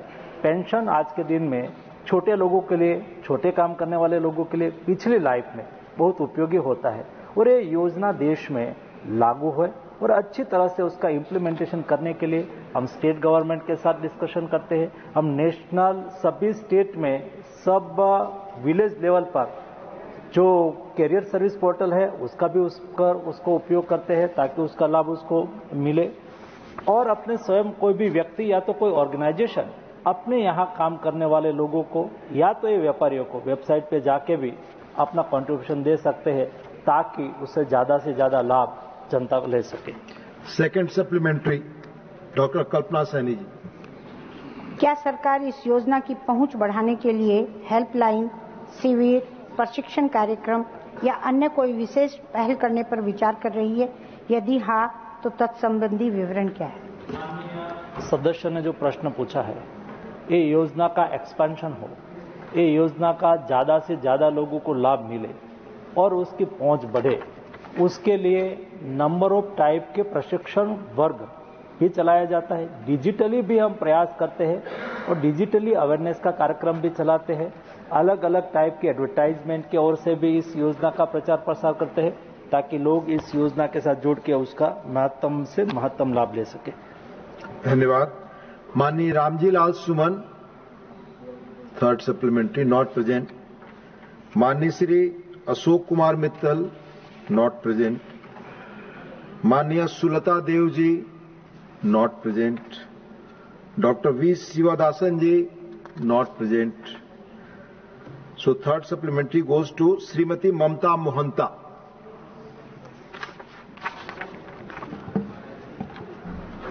धन्यवाद माननीय उपसभापति महोदय। मैं आपके माध्यम से माननीय मंत्री जी से जानना चाहती हूं कि जैसे कि हम सभी जानते हैं वर्तमान सरकार ने समाज के हर वर्ग के विकास के लिए तरह तरह की योजनाएं बनाई है और माननीय प्रधानमंत्री जी हर वर्ग और हर समाज के लोग के विकास के लिए चिंतित रहते हैं। क्या राष्ट्रीय पेंशन स्कीम में बुजुर्ग और दिव्यांग व्यक्तियों के लिए कोई व्यवस्था की गई है और ओडिशा राज्य में इस राष्ट्रीय पेंशन स्कीम को बढ़ावा देने के लिए क्या कदम उठाए हैं? धन्यवाद। उपसभापति जी, माननीय सदस्य ने प्रश्न पूछा है कि पेंशन स्कीम और उसका विस्तार बढ़ाना और उड़ीसा में भी उसका लाभ मिलना। पेंशन स्कीम और अलग अलग टाइप की स्कीम जो लोगों को सोशल सिक्योरिटी देती है, ये गवर्नमेंट ने पहली बार फूड सिक्योरिटी के द्वारा 80 करोड़ लोगों को मुफ्त अनाज दे के फूड सिक्योरिटी प्रदान की। यही सरकार ने, माननीय उपसभापति जी, बीमारी कभी किसी को पूछ के नहीं आती, वो गरीब के यहाँ भी आती है और अमीर के यहाँ भी आती है। जब कोई अमीर के यहाँ, पैसादार व्यक्ति के यहाँ बीमारी आती है तो उसके जेब में पैसा होता है, वो इलाज करवा लेते हैं। लेकिन कोई गरीब व्यक्ति के यहाँ जब बीमारी आ जाती है तब उसके बहुत दिक्कत होती है, पैसा नहीं होता है। और इसलिए मोदी जी ने कहा था कि देश में कोई भी गरीब परिवार के व्यक्ति बिना दवाई से, बिना ट्रीटमेंट से उसके यहाँ मृत्यु की नौबत नहीं आनी चाहिए। उसमें से आयुष्मान भारत योजना निकली, वो हेल्थ सिक्योरिटी है। आज देश में 60 करोड़ लोगों को 5 लाख की मुफ्त इलाज की गारंटी दी गई है। पिछले बजट में ये अनाउंसमेंट हुआ, 70 एबव से अधिक एज वाले सभी बुजुर्ग लोगों को भी आयुष्मान भारत योजना के अंतर्गत लाया गया। और इस चालू बजट में भी अनाउंसमेंट करा गया, जो गिग वर्कर्स है, छोटे लोग हैं, जो हर दिन एक एग्रीगेटर्स के अंडर में काम करता है, ये लोगों को भी आयुष्मान भारत योजना में लाया जाएगा। तो कुल मिला के वो 65 करोड़ लोगों को एक टाइप की हेल्थ सिक्योरिटी भी हो जाएगी। उसके अलावा जो हमारे बुजुर्ग लोग हैं, यहाँ प्रश्न पूछा गया कि बुजुर्ग लोग हैं, डिसेबल लोग हैं, ये लोगों को के लिए भी उसको भी सोशल सिक्योरिटी मिले, उसको भी पेंशन मिले, उसके लिए भी व्यवस्था है। और उनके लिए नेशनल विडो पेंशन स्कीम चल रही है और national old age pension scheme चल रही है। कुल मिला के आज मुझे उपसभापति जी बताते हुए खुशी हो रही है, केवल एक दशक पहले सेंट्रल गवर्नमेंट के द्वारा 18% लोगों को सोशल सिक्योरिटी दी गई थी जो पेंशनेबल हो। आज मोदी गवर्नमेंट ने 48% लोगों को, जिसको कोई न कोई कैश के रूप में सोशल सिक्योरिटी मिलती है, उसका प्रावधान करा गया है। उसमें से हम स्टेट को इंक्लूड नहीं करते हैं। कई स्टेट गवर्नमेंट के द्वारा भी कई टाइप की सोशल सिक्योरिटी दी गई है, उसमें फूड सिक्योरिटी इंक्लूड नहीं है। जो फूड सिक्योरिटी इंक्लूड हो जाती तो देश में 48 में से 65% लोगों को सोशल सिक्योरिटी प्रदान करने वाला कोई देश है, ये देश का नाम भारत है, जो इतना बड़ा देश में 92 मिलियन 92 करोड़ लोगों को सोशल सिक्योरिटी प्रदान कर रहा है। अगला सप्लीमेंट्री श्री अनिल सुखदेव राव बोंडे। माननीय अनिल सुखदेव राव बोंडे। धन्यवाद सभापति महोदय। मैं आपके माध्यम से मंत्री महोदय से पूछना चाहता हूं, क्योंकि ये स्कीम बहुत ही अच्छी है, जिनका इनकम कम है, व्यापारियों के लिए, सेल्फ एम्प्लॉयड लोगों के लिए 18 से 40 तक उनको पैसे भरने पड़ते और 60 के बाद में पेंशन मिलता है। लेकिन कभी कभी ऐसी घटनाएं होती है कि उसकी मृत्यु 60 के पहले हुई तो जो भरे हुए पैसे हैं वो उनको रिटर्न होते हैं क्या? और दूसरी बात, स्पाउस और चिल्ड्रन, जो माइनर चिल्ड्रन है, उनको वो पेंशन का लाभ एडल्ट होने तक मिलता है क्या? धन्यवाद। उप सभापति जी, माननीय सदस्य ने बहुत अच्छा प्रश्न पूछा है। एनपीएस ट्रेडर्स जो नाने छोटे मोटे कारोबारी है और ये पेंशन में इंक्लूड है, तो उसका स्पेसिफिक क्वेश्चन है कि भाई उसकी एज 60 ईयर से पहले हो गई तो उसको क्या होगा? उसके एज 60 ईयर के पहले उसकी मृत्यु हो जाती है तो विथ इंटरेस्ट उसको पैसा मिल सकता है। उसका पाउस है, उसको भी 50% पेंशन मिल सकता है। और शायद कई बार 10 साल के बाद वो जो उससे विड्रॉ हो जाना चाहते हैं तो विड्रॉ होने की भी उसको सुविधा उससे मिलती है। उसमें बैंकेबल इंटरेस्ट के साथ वो विड्रॉ हो सकते हैं। एकदम फ्लेक्सिबल स्कीम है। ये स्कीम का ज़्यादा से ज़्यादा लोग लाभ ले, इस दिशा में हम प्रयास कर रहे हैं ताकि पिछले लाइफ में उसको सोशल सिक्योरिटी मिले। 60 साल के बाद वो रिटायर कर गए हो, छोटे लोग हो, 3000 रुपया उसका जीवन का आधार बन सके, इस उद्देश्य के साथ प्रधानमंत्री जी ने ये योजना लाई थी और आज 60 लाख से अधिक लोग उसका लाभ ले चुके हैं और ज़्यादा लोग लाभ ले, उसके लिए हम प्रयास करेंगे। धन्यवाद। Last supplementary doctor Sikandar Kumar. माननीय doctor Sikandar Kumar. For giving me the opportunity, with your permission, I would like to know from the Honorable Minister that how an individual gets a national pension scheme and how many individuals registered under national pension scheme in our country. Thank you. Thank you. माननीय मंत्री जी। उप सभापति जी, national pension scheme कई type की है। हर type की scheme में अलग अलग लाभार्थी है। प्रधानमंत्री जी ने श्रमिक लोग हैं, जो छोटे मजदूर लोग हैं, जो अभी हमने स्पेसिफिक प्रश्न था एनपीएस स्टेटस पर, उसका विवरण करा। वैसा ही प्रधानमंत्री श्रमिक मानधन योजना है। ये छोटे और गरीब तबके के लोग जो कोई न कोई जगह पे इनफॉर्मल सेक्टर में काम करते हैं, ऐसे लोगों को सोशल सिक्योरिटी मिले, उनके लिए भी प्रधानमंत्री मानधन योजना चल रही है। ये योजना में भी आज तक उसमें भी 45 लाख से अधिक लोग ऑलरेडी जुड़ चुके हैं और उसमें भी 3000 पेंशन उसको 60 साल के बाद मिलता है। उसमें एक अच्छी व्यवस्था है कि ये किसी के यहाँ घर पे काम करते हैं तो उनके बिहाफ वो भी उस जहाँ काम करते हैं वो उसमें पेंशन जमा करा दे। कोई एग्रीगेटर्स के अंडर में काम करते हैं तो वो भी वहाँ पे पैसा जमा करा दे। या तो कोई कंपनी है और उसके यहाँ कोई सफाई करने वाले हैं या कोई और लोग काम करते हैं, उसके बिहाफ पे कंपनी भी उसका कंट्रीब्यूशन दे दे या तो स्वयं कंट्रीब्यूशन दे। तो ये सभी पैसा, जितना पैसा लाभार्थी जमा करते हैं इतना ही पैसा मोदी गवर्नमेंट की ओर से डाला जाता है। तो उससे भी ऐसे लोगों को भी 60 साल के बाद उसको सोशल सिक्योरिटी मिलती है, उसको भी 3000 रुपया पेंशन मिलता है। वैसे ईपीएफओ में जो एनरोलमेंट होते हैं उसके भी लाभार्थी, उसको तो ऑलरेडी पेंशन मिल रहा है। ऐसे लोगों की संख्या 78,000 से 80 लाख के आगे पीछे है।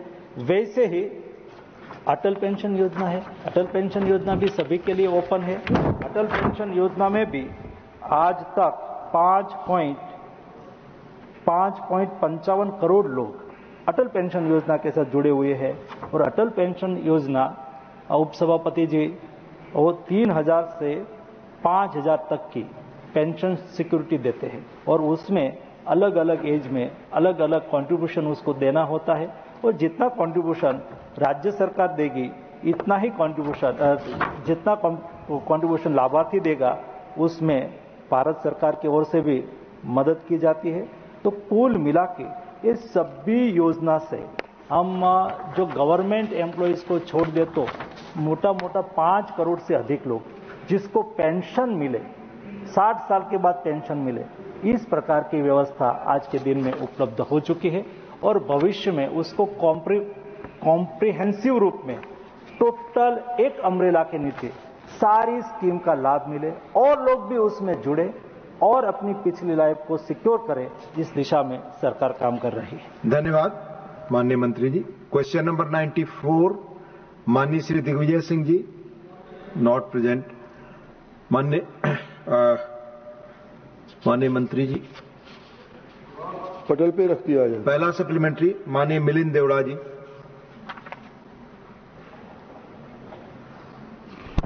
सर बहुत बहुत धन्यवाद। सर कुछ ही दिन पहले चीन में बेजिंग का एक बहुत ही प्रेस्टिजियस थिएटर है, उस थिएटर का नाम है शुंडी ग्रैंड थिएटर। उस थिएटर में उन्होंने मैंडरिन भाषा में रामायण का पहला बड़ा मंचन आयोजित किया। ये मैं मानता हूं कि भारतीय संस्कृति के लिए एक बहुत ही बड़ी एक सांस्कृतिक और डिप्लोमेटिक जीत है। मैं माननीय मंत्री जी से निवेदन करना चाहूंगा और प्रश्न पूछना चाहूंगा कि does the ministry have any plans to take Ramayana, Mahabharat, our classic arts, music, literature to the Far East, to East Asia, to Southeast Asia, where there is a huge influence of our culture on these regions. धन्यवाद। हालांकि विषय है encroachment of the birth place of music Maestro Tansen. Please माननीय मंत्री जी चाहे तो जवाब दे सकते हैं। जनाब डिप्टी चेयरमैन साहब, जैसे आपने फरमाया विषय music Maestro one of the greatest music Maestro Tansen के विषय के अंदर है। जो सवाल सप्लीमेंट्री तौर के ऊपर पूछा गया है उसके अंदर तंत्र है और मैं समझता हूं हर एक मुल्क का यह प्रयास रहता है कि उसकी छवि उसके एपिक्स और मुल्कों तक पहुंचाए जाएं।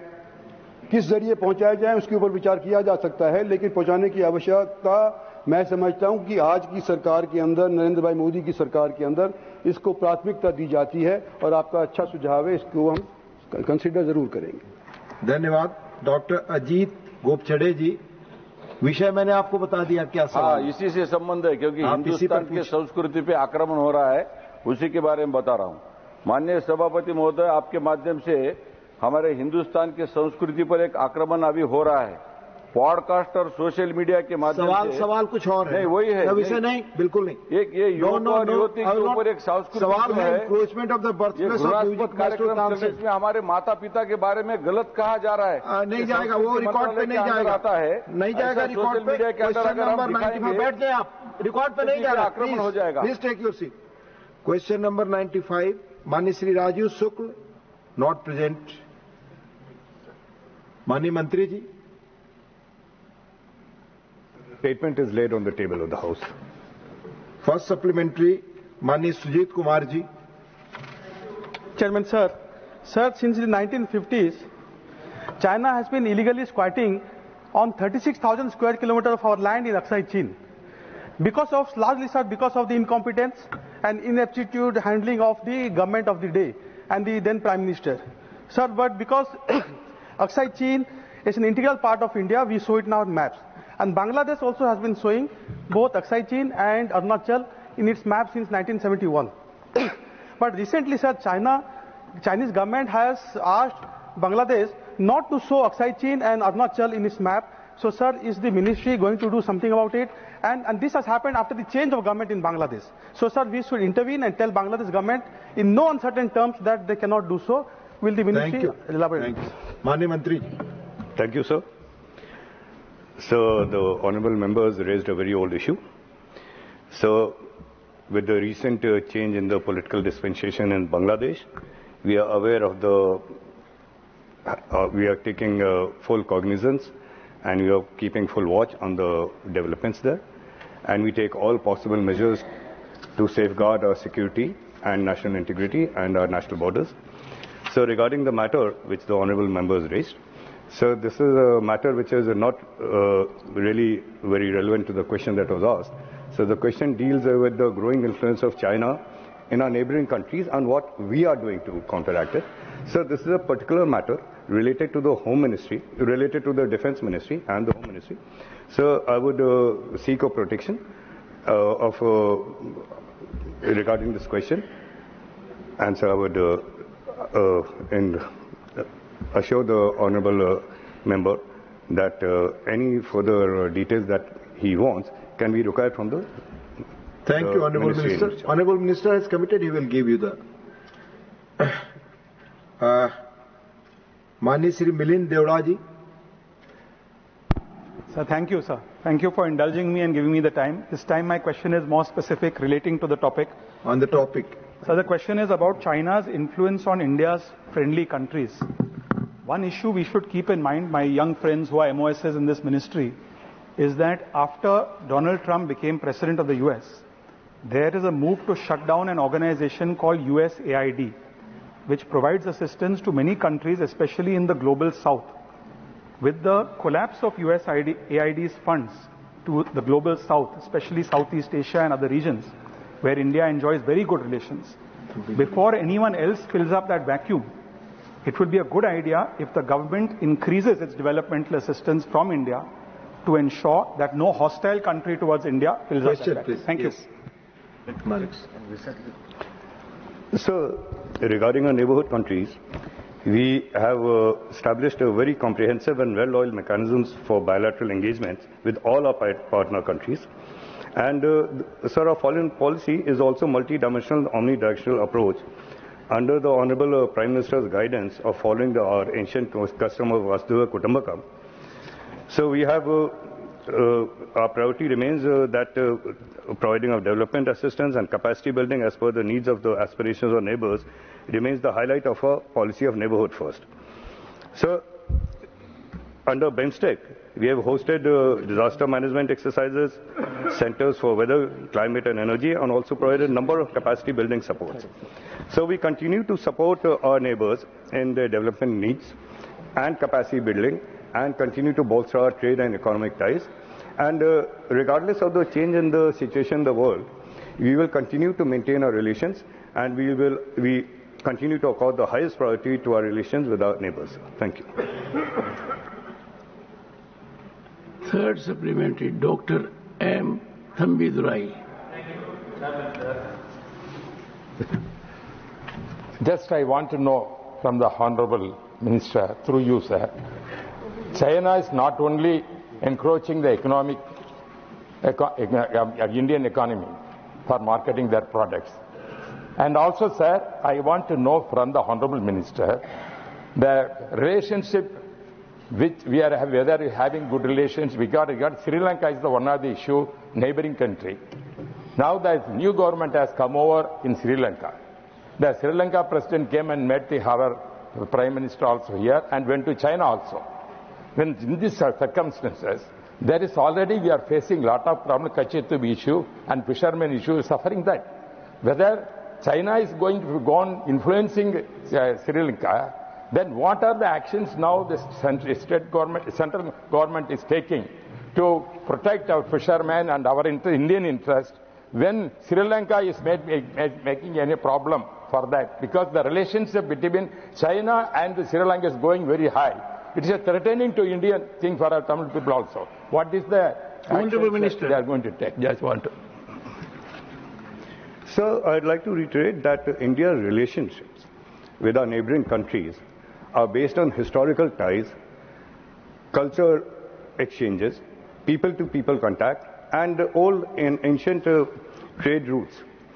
Sir, regardless of what the other country in the world is doing, sir, we continue to accord highest priority to our relationship with our neighbors, and we continue to continue to proceed on our development assistance and any other assistance that our neighbors require, including security assistance. Question over. Sir, okay. Complete. Sir, he raised a sensitive issue regarding the Sri Lankan fishermen, sir. So I would beg to remind the honourable member that this question is already listed. Please conclude. It is already listed in the House. Question over. Honourable members, I am seized of an undated notice for motion received on 13 December 2024, bearing 55 purported signatures of the members of the Rajya Sabha seeking removal from office of Justice Shekhar Yadav of Allahabad High Court under Article 124(4) of the Constitution. The jurisdiction for the stated subject matter constitutionally lies in exclusivity with the Chairman Rajya Sabha and in an eventuality with the Parliament and Honorable President. Taking note of public domain information and inputs available, it is expedient that the Secretary General Rajya Sabha shares this for information with the Secretary General Supreme Court of India. Further discussion on the Union Budget 2025-26. On the 11th February 2025, Srimati Darshana Singh had not concluded her speech while participating in the discussion. Therefore, I call upon Srimati Darshana Singh to continue her speech. Srimati Darshana Singh. Thank you sir. आपने मुझे इस वर्ष के budget 2025 पर पुनः बोलने का अवसर प्रदान किया, इसके लिए मैं आपका आभार प्रकट करती हूं। महोदय, मैं आपको इस सदन के माध्यम से बताना चाहूंगी कि यह बजट सिर्फ एक वार्षिक बजट नहीं है, बल्कि यह बजट 2047 के विकसित भारत का रोड मैप है, जो 140 करोड़ देशवासियों की आशा आकांक्षाओं को पूरा करने वाला बजट है। यह बजट गरीब कल्याण, युवा, किसान एवं महिला के विकास को समर्पित बजट है। महोदय, किसान हमारी देश की अर्थव्यवस्था की रीढ़ है, इसलिए समृद्ध समाज के लिए समृद्ध किसान का होना बहुत जरूरी है। महोदय, इस बजट में हमारे देश के अन्नदाता किसानों के लिए क्रेडिट कार्ड के ऋण की सीमा को 3 लाख से बढ़ाकर 5 लाख कर दिया गया है। इसका लाभ देश के लगभग 10 करोड़ किसानों को मिलेगा और साथ ही उत्तर प्रदेश के 2.25 करोड़ किसान भाइयों को इसका लाभ मिलेगा, जिससे हमारे किसान भाइयों को जरूरत पड़ने पर किसी के सामने हाथ न फैलाना पड़े और वो आत्मसम्मान से अपना जीवन जी सके। महोदय, माननीय प्रधानमंत्री जी का हमेशा से ये मानना रहा है कि जब देश का किसान समृद्ध होगा और संपन्न होगा, तभी देश उन्नति और विकास की दिशा में सही मायने में आगे बढ़ेगा। इसलिए इस बजट में प्रधानमंत्री धन धान्य कृषि योजना की शुरुआत की जा रही है, जिससे इसका सीधा लाभ देश के लगभग 10 करोड़ किसान भाइयों को होगा। महोदय, जैसा कि हम जानते हैं कि सरकार उर्वरक उत्पादन में तेजी लाने के लिए प्रतिबद्ध है, ताकि इस देश के किसान यूरिया के मामले में आत्मनिर्भर बन सके और पर्याप्त मात्रा में उन्हें यूरिया की सप्लाई हो सके। इस दिशा में सरकार ने कई आवश्यक कदम भी उठाए हैं। सरकार ने पूर्वोत्तर क्षेत्र में बंद पड़े 3 यूरिया संयंत्रों को फिर से शुरू करने की घोषणा की है, जिससे किसान भाइयों को पर्याप्त मात्रा में यूरिया मिल सकेगी। असम के नामरूप में यूरिया उत्पादन के लिए एक नया संयंत्र स्थापित किया जाएगा। और इसके साथ मैं एक बात और इसमें जोड़ना चाहती हूं महोदय, कि 2014 से पहले मैं चूंकि उत्तर प्रदेश से हूं, मैं बताना चाहूंगी कि एक समय ऐसा था कि जब हमारे किसान भाइयों को यूरिया के लिए लंबी लाइनों में खड़ा होना पड़ता था और यूरिया तो नहीं मिलती थी, लेकिन कभी कभी पुलिस की लाठीचार्ज में उनकी पिटाई जरूर हो जाती थी।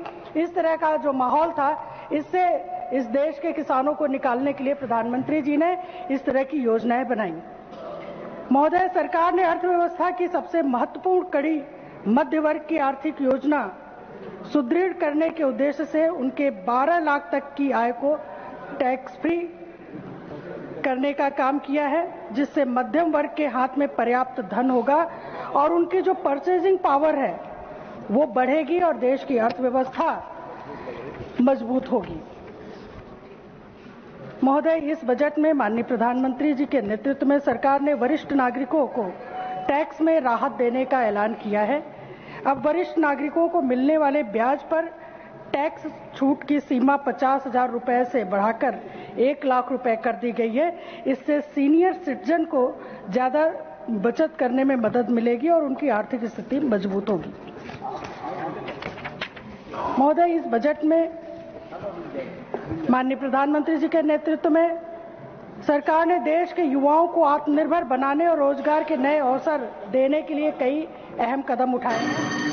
यह बजट युवाओं कंक्लूड करिए, आपका समय कंक्लूड कर रही हूँ सर। यह बजट युवाओं की शिक्षा, रोजगार और आत्मनिर्भरता को ध्यान में रखते हुए बनाया गया है। महोदय, आज माननीय प्रधानमंत्री जी के प्रयास से भारतीय रेल आम जन को विश्व स्तरीय सुविधाएं मुहैया करा रही है। इस क्रम में इस बजट में 100 अमृत भारत, 50 नमो भारत और 200 वंदे भारत ट्रेनें बनाई और चलाई जाएंगी। इससे यात्रियों को सुविधा मिलेगी।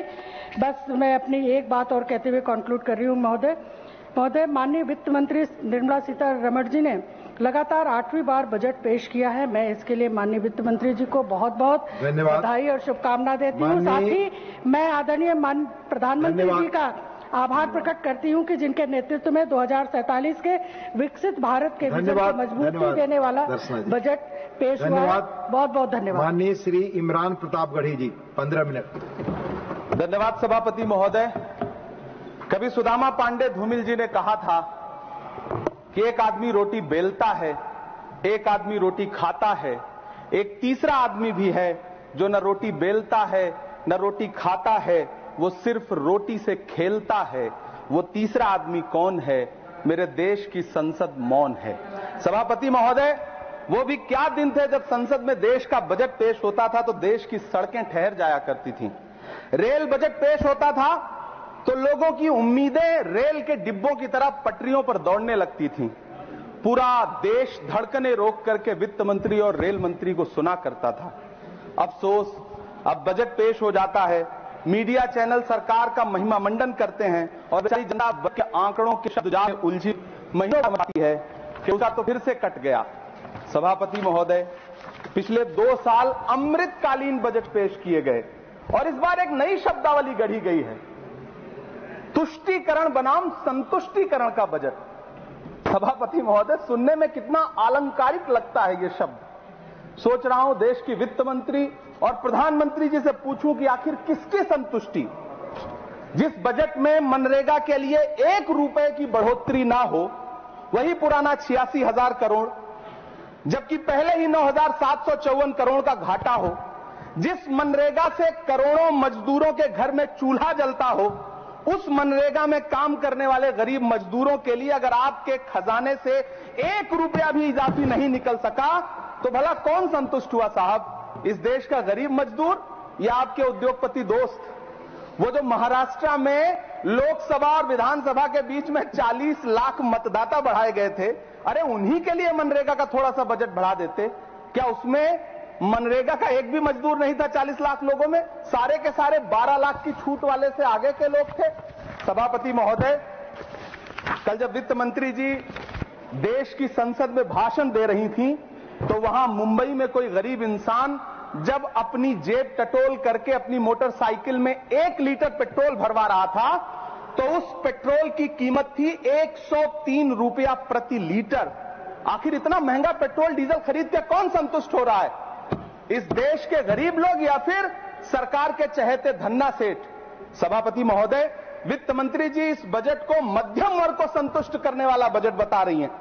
अरे मैडम, हम आप यहां पर बैठे रहते हैं और वहां बाहर इसी दिल्ली में 1 लीटर दूध, चाहे वो अमूल का हो या फिर मदर डेयरी का हो, उसकी कीमत 73 रुपए लीटर है। इतना महंगा बेच करके कौन संतुष्ट हो रहा है, गरीब जनता या आपके धन्ना सेठ दोस्त? सभापति महोदय, इस सरकार का बाजार और महंगाई पर कोई नियंत्रण नहीं रह गया है। चाहे देश में लहसुन 400 रुपए किलो बिक जाए, टमाटर 100 रुपए किलो बिक जाए, प्याज का दाम सुनकर आंखों में आंसू आ जाए, लेकिन वित्त मंत्री महोदया बजट में महंगाई का मां भी नहीं बोलती हैं।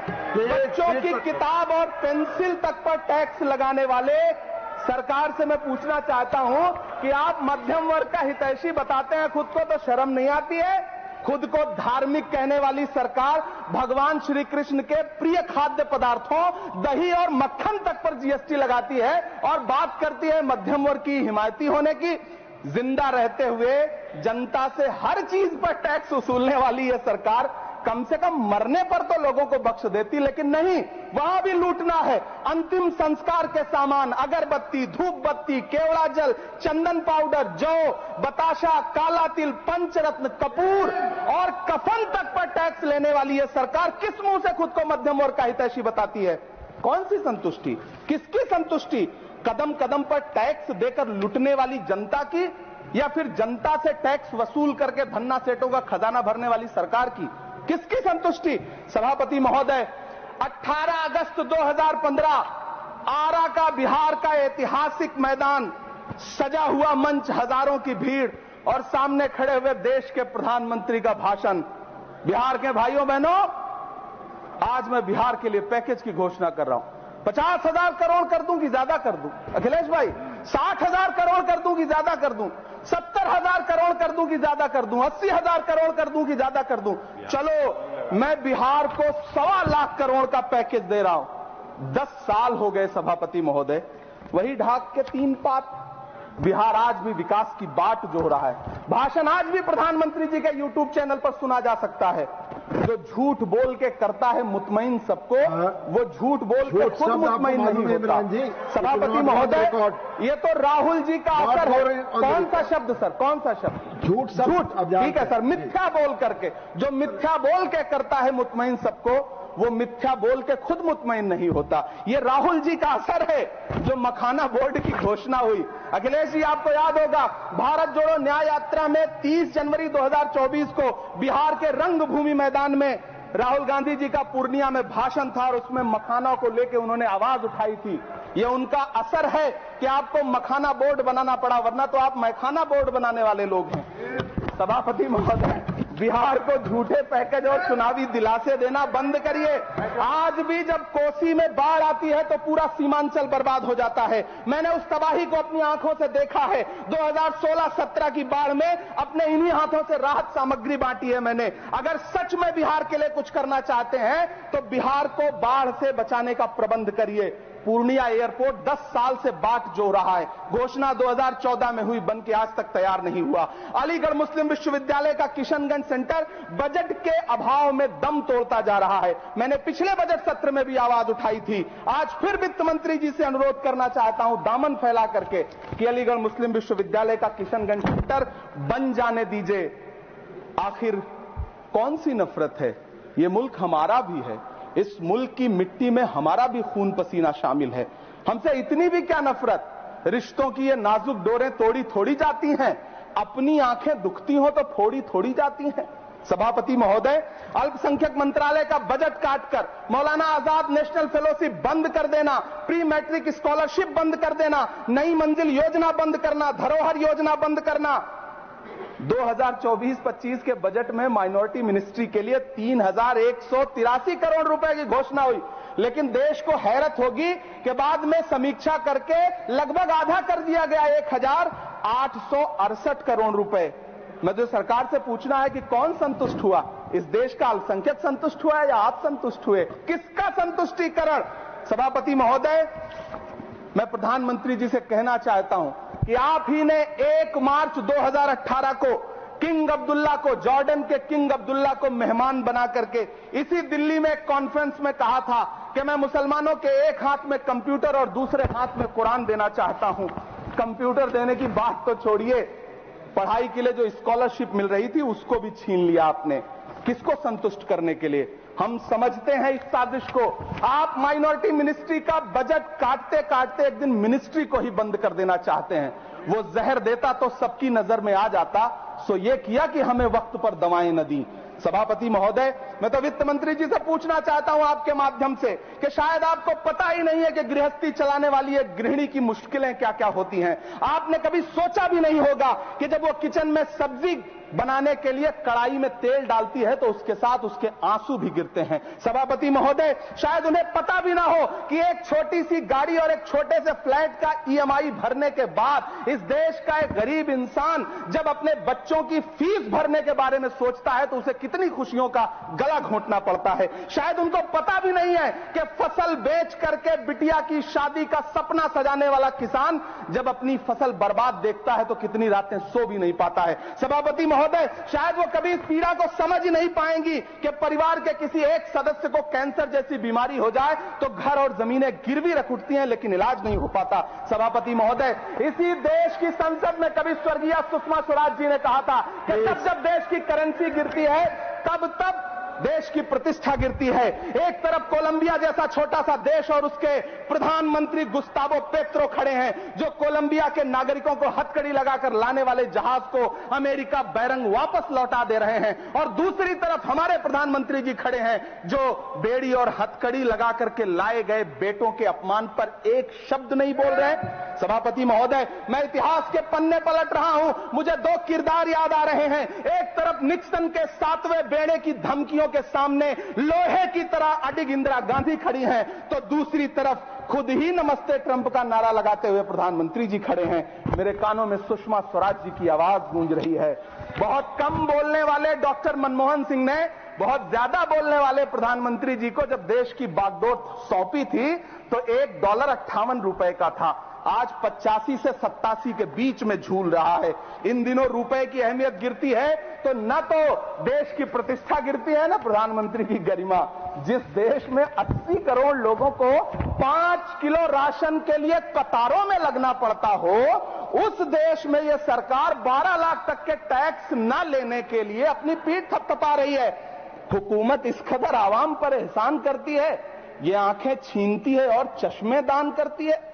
सभापति महोदय, महाराष्ट्र का भिवंडी हो, मालेगांव हो, इचलकरंजी हो, यूपी का बनारस हो, मुआयमा हो, मुबारकपुर हो, रांची का छोटा नागपुर हो, बिहार का भागलपुर हो, हर जगह बुनकरों की उम्मीदें तोड़ रही हैं, लेकिन इस सरकार के पास उनके लिए कुछ भी नहीं है। मुरादाबाद का पीतल उद्योग, कानपुर का चमड़ा उद्योग, सहारनपुर का लकड़ी उद्योग, फिरोजाबाद का चूड़ी उद्योग, अलीगढ़ का ताला उद्योग, सब सरकारी प्लानिंग से तबाह हो रहे हैं। इन तमाम के बीच सरकारी सपोर्ट से बस एक उद्योग फल फूल रहा है, नोएडा का नफरत उद्योग। सभापति महोदय, जिस देश में 40 से 45% मेडिकल फैकल्टी की सीट खाली हो, वहां बजट में 75,000 नए मेडिकल सीट्स का ऐलान हो रहा है। सरकार बहादुर, कम से कम इस देश के पढ़े लिखे युवाओं को तो मूर्ख समझना बंद करिए। वो अब तिजारती पहलू निकाल लेता है। पहले 7500 मेडिकल सीट्स बाद में बनाइएगा, पहले जो एम्स में 2161 पद खाली पड़े हैं उनको तो भर दीजिए। वो अब तिजारती पहलू निकाल लेता है, मैं कुछ कहूं तो तराजू निकाल लेता है। मैं इसलिए भी तेरे फन की कद्र करता हूं तो झूठ बोल के आंसू निकाल लेता है। सभापति महोदय, फिर झूठ आया है, मैं उसे मिथ्या कर दे रहा हूं। शायरी में बार बार आ जाता है, क्या करूं महोदय। काश ये बजट, सभापति महोदय, वो एक शब्द मैं मिथ्या कर दे रहा हूं सर, वो एक शब्द को हटा दीजिए। ध्यान रखें, ऐसे जो भी शब्द होंगे आपके वहां। सभापति महोदय, काश ये बजट बीपीएससी के पेपर लीक की शिकायत करने वाले नौजवानों पर बरसती हुई पुलिस के लाठियों पे जख्मों पर मरहम लगा पाता। सभापति महोदय, पिछले 80 दिन से 70 साल का एक बुजुर्ग एमएसपी की लीगल गारंटी मांगता हुआ आमरण अनशन पे बैठा हुआ है। काश ये बजट किसान नेता जगजीत डल्लेवाल की टूटती हुई सांसों की पीड़ा सुन पाता। काश ये बजट प्रतियोगी परीक्षाओं की तैयारी के लिए दिल्ली, कोटा, पटना, अहमदाबाद जैसे शहरों में, इलाहाबाद जैसे शहरों में किताबों के साथ गल रहे युवाओं के सपनों को जिंदगी दे पाता। काश ये बजट वंदे भारत के सुनहरे विजुअल के बजाय देश की गरीब जनता को कुछ और पैसेंजर ट्रेनें दे पाता। काश ये बजट सीनियर सिटीजन को ट्रेन टिकटों में मिलने वाली रियायतें वापस लौटा पाता जिनको सरकार ने कोविड के नाम पे छीन लिया था। काश ये बजट किसानों की राह में कीले नहीं बल्कि कालीन बिछाने वाला बन पाता। काश ये बजट सरकारी मालिकों को यह समझा पाता कि नेहरू को कोसने से अर्थव्यवस्था नहीं सुधरेगी, उसके लिए डॉक्टर मनमोहन सिंह साहब की अर्थ नीति अपनानी पड़ेगी।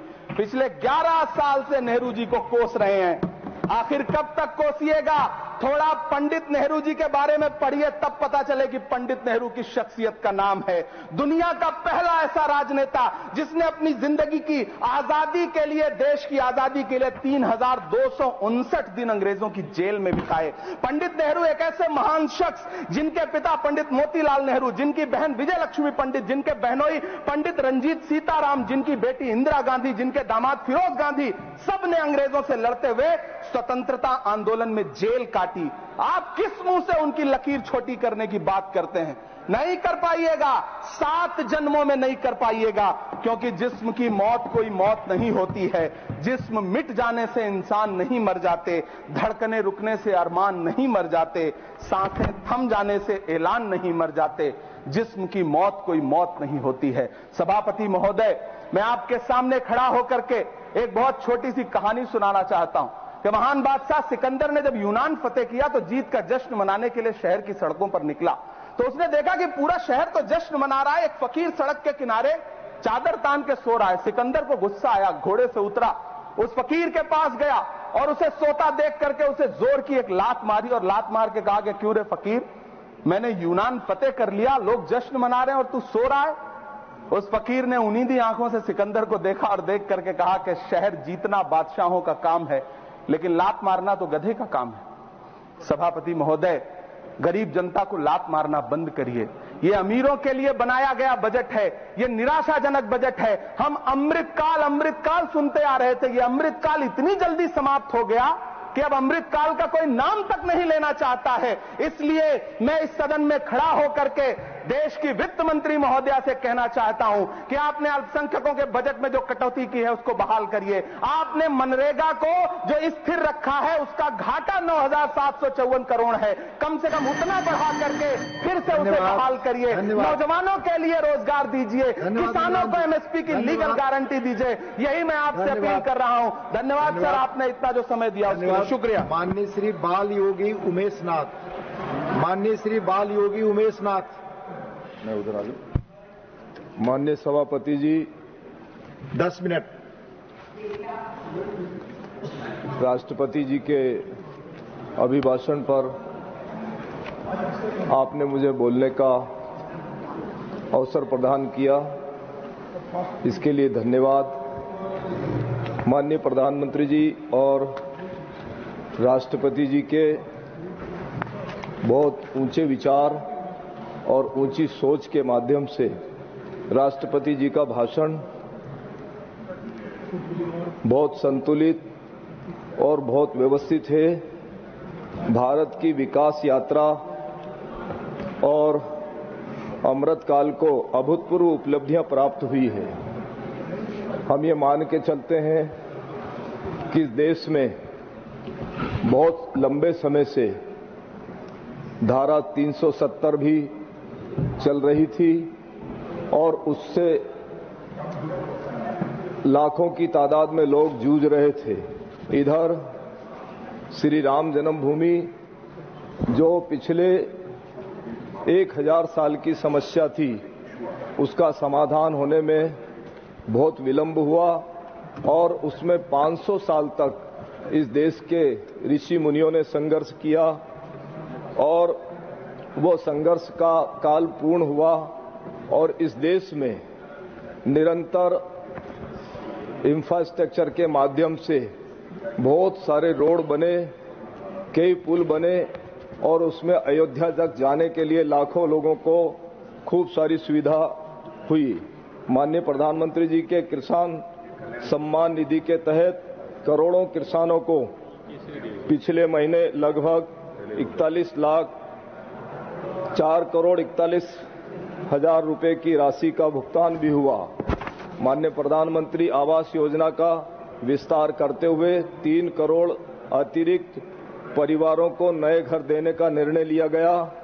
इसके लिए 5,36,000 करोड़ रुपए खर्च किए जाने की योजना सरकार ने बनाई। राष्ट्रपति जी ने निरंतर इस देश की हित के लिए, चिंतन के लिए अपना उद्बोधन देकर के पूरे राष्ट्र के लोगों को अभिभूत किया है। बजट में माननीय राष्ट्रपति जी ने अंतिम पंक्ति में खड़े व्यक्ति को भी दृष्टिगत रखते हुए उसकी विकास की ओर ध्यान दिया है। अंत्योदय योजना की भावनाओं को उसके प्रति सरकार संकल्पित रही है। गरीबों को रोटी, कपड़ा और मकान मिले। एक तरफ पिछले अनेकों वर्षों से हम ये बात सुनते आ रहे थे कि तुम हमको वोट दो, हम तुम्हें रोटी और कपड़ा और मकान देंगे, लेकिन जब से इस देश में माननीय प्रधानमंत्री जी की सरकार आई तो सबसे पहले गरीबों को रोटी, कपड़ा और मकान देने का संकल्प लिया गया। वो अभूतपूर्व व्यवस्थाएं स्थायी रूप से मिलने, उस पर माननीय प्रधानमंत्री जी का पूरा ध्यान केंद्रित रहा है और समाज उससे लाभान्वित भी हुआ है।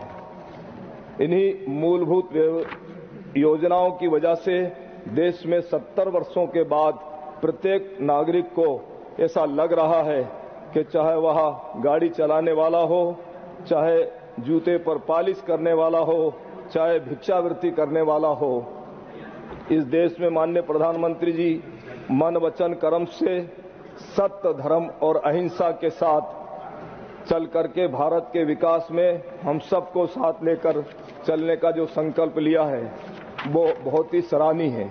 देश में नागरिकों को बेहतर व्यवस्था के लाभ के लिए 1,75,000 करोड़ आयुष्मान मंदिर बने हैं। एक तरफ लोग कहते हैं कि राम मंदिर बनने से इस देश का कल्याण होगा क्या, लेकिन आरोग्य मंदिर भी बने हैं जिसमें असाध्य रोगों से लोगों को मुक्ति दिलाई जाएगी, चाहे वो कैंसर हो, डायबिटीज हो, टीबी हो। ऐसी व्यवस्थाओं में भी समाज अग्रणी पंक्ति में आए और राष्ट्र का ये जो सरकार है निरंतर उसके लिए संकल्पित है। विपक्ष बोलता रहता है कि मंदिर बनाने से क्या भारत का कल्याण होगा। माननीय मोदी जी के नेतृत्व में जब से भारत की सरकार चल रही है, भारत में पूर्ण रूप से शांति बनी हुई है। 1,70,000 करोड़ लोग डरावनी जिंदगी से मुक्त हुए हैं। कहीं भी बम फटने की सूचना प्राप्त नहीं होती है। कहीं धारा 370 के साथ साथ इस देश में कहीं भी किसी भी प्रकार की अशांति नहीं बनी है।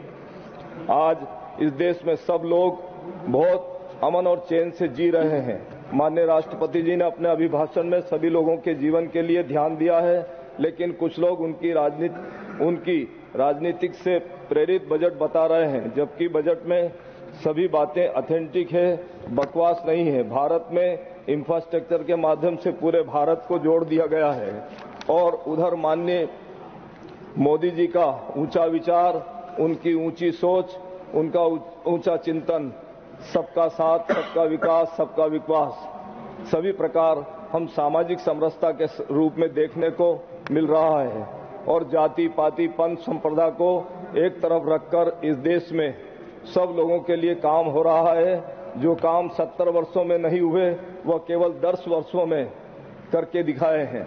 श्री राम मंदिर की समस्या जो कि बहुत पुरानी थी उसका भी समाधान हुआ है और हमको ऐसा भी लगने लगा कि इस देश की एक बड़ी पंचायत जो राज्यसभा और लोकसभा है उसमें अनेकों ऋषियों का नाम लिया गया है। माननीय प्रधानमंत्री जी के आने के बाद लोगों के माथे पे तिलक लगना देखने को मिला है, हाथ में रक्षा सूत्र बांधने को देखने को मिला है और इस देश में सब लोग सनातन धर्म की परंपराओं के साथ जीने का अधिकार जिस तरीके से लोगों को मिला है, मैं समझता हूं कि घर घर सनातन की चर्चा हो रही है। माननीय राष्ट्रपति जी का ध्यान इस देश के गरीब से लेकर अमीर तक बना हुआ है। इन्हीं भावनाओं को बिल्कुल पवित्र है। उनका भाव एक जैसे सबरी माता का भाव था जो राम जी को निरंतर 14 वर्ष तक निहारती रही और सबरी के समान ही इस देश की राष्ट्रपति जी सबरी जैसी जिसका भाव त्रिलोकी के नाथ राम जी के प्रति था, ठीक उसी प्रकार से उनका भाव इस देश की तमाम जनताओं की ओर बना हुआ है। मैं इस राष्ट्रपति जी के अभिभाषण पर उनको पूर्ण रूप से धन्यवाद के साथ साथ मैं अपनी बात समाप्त करता हूं। धन्यवाद। Please take your seat, please. Doctor Sasmit Patra ji,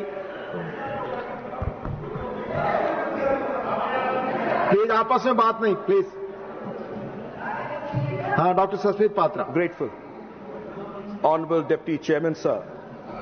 I stand here today not just as a representative of my state, Odisha, but as the voice of a state that has been abandoned by this union budget. This is not just neglect, but this is an affront to 4.5 crore people of Odisha. Let me remind this House, the Odisha BJP in its 2014 election manifesto promised special category status for Odisha. 11 years later, Honorable Deputy Chairman, sir, where is that promise? Where is that status? Where is the justice? The Biju Janata Dal and our leader Shri Naveen Patnaik ji have been constantly demanding special category state status for Odisha over the past 2 decades. The 4.5 crore people of Odisha are hopeful that the state will be provided special category status. It hasn't happened in this budget. Odisha is the economic backbone of this nation. Our coal, our iron ore, our minerals fuel India's progress. Yet when Odisha asks for its fair share, this government turns its back. We suffer cyclones and natural disasters year after year after year, yet Delhi refuses to recognize our pain. This budget showers favors on some, ignores others, and treats Odisha like an afterthought. Is Odisha only good enough to extract mines, minerals, coal and wealth, but not worthy of growth and support for special category state status? I will conclude. My time is out. In concluding, Odisha's resilience must be rewarded, not overlooked. If we expect our state to rebuild after every catastrophe while continuing to fuel India's growth, then we must ensure it receives the support. This budget must not turn its back on Odisha. This is the decisive moment.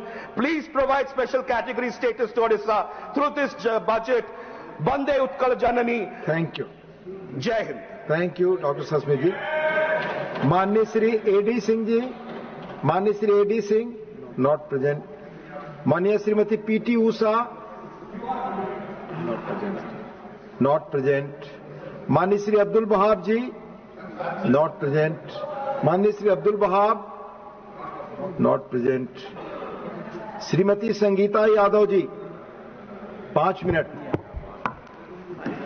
कितना minute है माननीय? 5 minute. अरे cut गया time. माननीय उपसभापति जी, आपने मुझे भारत को विकसित बनाने वाले बजट पर बोलने का अवसर दिया, इसके लिए मैं आपको आभार प्रकट करती हूं और आपके माध्यम से सदन को प्रणाम करती हूं। माननीय उपसभापति जी, चूंकि मैं यूपी से आती हूं तो महाकुंभ के भव्य आयोजन के लिए सरकार को बधाई देती हूं और उस वहां पर हुई अपनी घटना पर अपना शोक संवेदना भी व्यक्त करती हूं। माननीय उपसभापति जी, पहले जैसे 2014 के पहले अगर किसी को काशी विश्वनाथ के दर्शन करने होते तो हम लोग के पास फोन आता था, हम मैं अपनी बात भी कर रही हूँ, तो जाने से भी डर लगता था और अयोध्या में तो कुछ कहना ही नहीं था। लेकिन आज जो भी महाकुंभ में जा रहे हैं वो प्रयास कर रहे हैं कि मैं अयोध्या भी हो लूँ और काशी विश्वनाथ के दर्शन भी कर लूँ। ये अगर हो पाया है तो माननीय मोदी जी की वजह से हो पाया है, जिसके अभी मैं सुन भी रही थी अपने एक साथी को, उन्होंने सनातन धर्म पर जो बात कही वो पूरी चरितार्थ हो रही है। माननीय उपसभापति जी, मैं अभी माननीय राष्ट्रपति के अभिभाषण पर भी चर्चा सुन रही थी और अभी बजट पे भी विपक्षी भाई बहनों को अपने सुन रही थी, तो उन्होंने बार बार एक बात कही कि युवाओं के लिए कुछ नहीं किया गया, रोजगार के लिए कुछ नहीं किया, लगातार इस बात की चर्चा थी। तो मैं अपनी इस बात पे तथ्यों के माध्यम से युवा बजट पे बात करना चाहूंगी। मुझे कहने में कोई गुरेज नहीं कि ये युवा समर्पित बजट है और ये मैं फैक्ट के माध्यम से बताना चाहूंगी। आज भारत विश्व का तीसरा सबसे बड़ा स्टार्टअप इकोसिस्टम बन चुका है। इसका श्रेय हमारे युवा उद्यमियों को ही जाता है। स्टार्टअप इंडिया और स्किल इंडिया कार्यक्रमों ने लाखों युवाओं को कौशल प्रशिक्षण प्रदान कर उन्हें नए रोजगार और उद्यमिता के लिए तैयार किया है। आज देश में 1.3 लाख स्टार्टअप पंजीकृत हो चुके हैं, जिनमें से 115 से अधिक यूनिकॉर्न शामिल है। इस बजट में भी स्टार्टअप इंडिया के लिए जो लोन की सीमा थी वो 10 करोड़ से बढ़ा के 20 करोड़ तक कर दी गई है और गारंटी की फीस भी कम की गई है। युवा पीढ़ी के लिए 1 करोड़ इंटर्नशिप योजना तैयार की गई है। डिजिटल क्रांति के इस युग में भारत विश्व की सबसे तेजी से बढ़ती डिजिटल अर्थव्यवस्थाओं में से एक बन चुका है। 5G, artificial intelligence, cloud computing और ब्लॉकचेन जैसी तकनीकों में भारत अग्रणी भूमिका निभा रहा है। उत्पादन आधारित प्रोत्साहन योजनाओं के माध्यम से 8 लाख नए रोजगार का सृजन हुआ है। निर्माण के क्षेत्र में भी 20 लाख नए रोजगार का सृजन हुआ है, जो बुनियादी ढांचे के विकास में निवेश के कारण संभव हुआ है। MSME सेक्टर के लिए 25,000 करोड़ का जो टेक्नोलॉजी अपग्रेडेशन फंड तैयार किया गया है, इससे हमारे ग्रामीण क्षेत्र के जो युवा हैं उनको रोजगार के नए अवसर मिलेंगे। इनफॉर्मल सेक्टर में काम करने वाले 6 करोड़ मजदूरों को ई श्रम पोर्टल से जोड़ा गया है। स्टेम शिक्षा को बढ़ावा देने के लिए 1500 स्कूलों में रोबोटिक्स और आर्टिफिशियल इंटेलिजेंसी लैब्स की स्थापना की गई है। माननीय उपसभापति जी, भारत में पहली बार 50,000 विदेशी छात्रों ने भारतीय विश्वविद्यालयों में प्रवेश लिया है। यह हमारे देश की उच्च शिक्षा तंत्र की बढ़ती वैश्विक प्रतिष्ठा को दर्शाता है। और सबसे बड़ी बात माननीय उपसभापति जी, मैं एक बात और बताना चाहूंगी कि मेरे हस्बैंड भी एडिशनल कमिश्नर इनकम टैक्स में, तो पहले हमारे पास एक बायोडाटा आता था कि मैडम थोड़ा नौकरी के लिए प्रयास किए, ये करिए, बहुत आते थे। 2 ही काम होते थे, बहुत लोग एडमिशन के लिए प्रयास करते थे या नौकरी के लिए। लेकिन आजकल का जो बदलाव मैंने देखा है, कोई भी यूथ आ रहा है तो ये नहीं कहता कि नौकरी चाहिए, मैडम कुछ काम करना चाहते हैं, इसमें कुछ मदद हो सकती है आपकी। तो ये जो सोच का जो बदलाव आया है, ये 2014 के बाद माननीय मोदी जी के प्रयासों से आया हुआ है। और माननीय उपसभापति, इसकी कोई कीमत नहीं है। मैं अपने अन्नदाता के बारे में भी कुछ बात करना चाहूंगी कि किसानों के लिए भाई हमारे अन्नदाता है। ऐसे हमारे प्रधानमंत्री जी ने कभी ऐसा नहीं किया कि कभी कोई बैठक हुई, कई पार्टी की भी कोई संगठन की बैठक हुई, हम सांसद की हुई, माननीय मंत्री जी लोगों की हुई, तो ऐसा कभी होता नहीं है कि हमारे किसान भाइयों की कभी चर्चा ना हुई हो। और इस बजट में भी मैं कुछ अपने फैक्ट के माध्यम से बताना चाहूंगी। आकांक्षी जिलों की अभूतपूर्व सफलता के बाद प्रधानमंत्री धान्य कृषि योजना 100 जिलों में शुरू की गई है।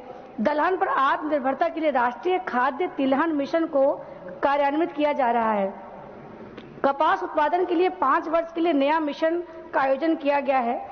आज हमारी सरकार तूर, उड़द, मसूर पर मिशन के साथ 6 वर्षीय दलहन आत्मनिर्भर कार्यक्रम का कार्यान्वयन भी कर रही है। आधुनिक कृषि में तकनीक की भूमिका महत्वपूर्ण होती जा रही है। सरकार ने कृषि क्षेत्र में डिजिटल परिवर्तन हेतु 1.5 लाख करोड़ का निवेश किया है। यह निवेश किसानों को उन्नत उपकरणों, सटीक कृषि तकनीकों और डिजिटल प्लेटफॉर्मों के माध्यम से बेहतर जानकारी उपलब्ध कराने में सहायक होगा। माननीय उपसभापति जी, इसके अलावा सरकार किसानों को सॉइल हेल्थ कार्ड, फसल बीमा योजना, PM किसान सम्मान निधि आदि योजनाओं के माध्यम से उनके जीवन स्तर को ऊंचा उठाने का प्रयास कर रही है। और चूंकि माननीय उपसभापति जी, मैं यूपी से आती हूँ, तो थोड़ा सा यूपी के लिए इस बजट में क्या है उस पर बात करना चाहूंगी। क्योंकि वह डबल इंजन की सरकार चल रही है और इसमें कोई कहने वाली बात नहीं है कि आज लगातार यूपी की चर्चा हर जगह है। उत्तर प्रदेश को केंद्रीय बजट से 1.5 लाख करोड़ रुपए का आवंटन मिला है, जो यह राशि राज्य के बुनियादी ढांचे, स्वास्थ्य, शिक्षा और कंक्लूड करिए संगीता जी। यही तो संकट है, जैसे मैं खड़ी होती करिए, समय मेरे हाथ में नहीं है अभी बहुत। अच्छा कोई बात नहीं, ठीक है, सबको असर। बस 1 मिनट का टाइम लेती हूँ मैं। उड़ान योजना के तहत यूपी के 24 छोटे हवाई अड्डों को राष्ट्रीय हवाई नेटवर्क से जोड़ने के लिए प्रावधान किया गया है। AI शिक्षा के लिए यूपी में 500 करोड़ रुपए की लागत से एक उत्कृष्टता केंद्र स्थापित किया गया है, जिसे ग्लोबल टेक्नोलॉजी के हब के रूप में विकसित होगा। महाकुंभ, बस 1-2 लाइन करके बंद करिए। महाकुंभ, बौद्ध सर्किट, राम मंदिर के लिए भी इसमें बजट में धनराशि का प्रावधान किया गया है। और ये 2 लाइनें मैं अपने सभी भाई बहनों से निवेदन करूंगी कि एक जो मोदी जी का और हम सबका सपना है कि भारत 2047 तक विकसित देश बने, उसके लिए मैं 2 लाइनें सबसे कहूंगी। वक्त कम है, जितना दम है लगा दो। वक्त कम है, जितना दम है लगा दो। कुछ लोगों को हम जगा रहे हैं, कुछ लोगों को आप जगा दो। धन्यवाद। माननीय मुजीबुल्लाह खान, 3 मिनट। धन्यवाद सर। मैं बजट के ऊपर बोलना चाहता हूं, लेकिन हमारे उड़ीसा से जो हमारे मेरे साथी सांसद बहुत कुछ उड़ीसा के बारे में बोल चुके हैं। मैं एक चीज बहुत दुख के साथ कहना चाहता हूं कि हमारे बजट में दो चीजों के लिए ध्यान नहीं दिया गया है, दो लोगों के लिए ध्यान नहीं दिया गया है। वो है हमारे देश के किसान और जवान। किसान जो हमारे सबका पेट भरता है, हमारा भूख मिटाता है, और जवान जो हमारी रक्षा करता है, ये दोनों के बारे में बजट में कुछ नहीं है। तत्कालीन प्रधानमंत्री लाल बहादुर शास्त्री ने जय जवान जय किसान का नारा इसीलिए दिया था कि किसान जो हमारे लिए पैदावार उपजाता है, हमको खाने के लिए अनाज देता है, उसको छोटा सा एमएसपी के लिए आज तक वो स्ट्राइक में बैठा है। सारा भारतवर्ष से लेकर हर जगह में ये समस्या है। उनका बात क्यों नहीं सुना जा रहा है? बजट में उसके बारे में कुछ भी नहीं है। अध्यक्ष महोदय, स्वामीनाथन कमीशन का जो रिपोर्ट है उसको अगर फुल प्लेज लागू किया जाता तो ये समस्या नहीं आता और हमारे देश के किसान खुशहाली से रहते और हमको अनाज पैदा करके देते। वो एक तो सबसे बड़ा समस्या है। दूसरी बात है हमारे जवान जो सियाचिन से लेके गर्म से लेके ठंडा से रेगिस्तान से लेके हर जगह में हमारी रक्षा करते हैं। वो जवानों की बात ठीक से सुनी नहीं जा रही है। इसी के कारण बहुत से जगह में ऐसा होता है, जवान या तो अपने आप को गोली मार देता है या फिर सामने वाला को गोली मार देता है। तो बजट में उन लोग के बारे में भी कुछ प्रावधान नहीं है और कुछ भी कहा नहीं गया है। अध्यक्ष महोदय, मैं दूसरी बात कहना चाहता हूं रेलवे लाइन के बारे में। हमारे उड़ीसा में मेरे जिला में एक रेलवे लाइन आने वाला है, जूनागढ़ से नवरंगपुर। वो रेलवे लाइन के बारे में 1 रुपया भी बजट में नहीं रखा गया है। कई सालों से सुनने आ रहा है रेलवे लाइन होगा, शुरू होगा, काम होगा, लेकिन उसके बारे में वो जिला ऐसा जिला है, बैकवर्ड जिला हमारा आदिवासी जिला है, वो जिला में अभी तक रेलवे लाइन पहुंचा नहीं है। 75 साल हो गया सर देश स्वाधीन होकर। बैंकिंग फैसिलिटीज, रूरल बैंकिंग का भी गांव में कोई प्रावधान नहीं है। बहुत से लोग पेंशन पाने के लिए बैंक जाने के लिए बहुत से दूर जाना पड़ता है। जो उम्र हो रहता है, उम्र वाले लोग चल नहीं सकते, आगे बढ़ नहीं सकते, जा नहीं सकते, बहुत ही समस्या से उन लोग आगे बढ़ते हैं।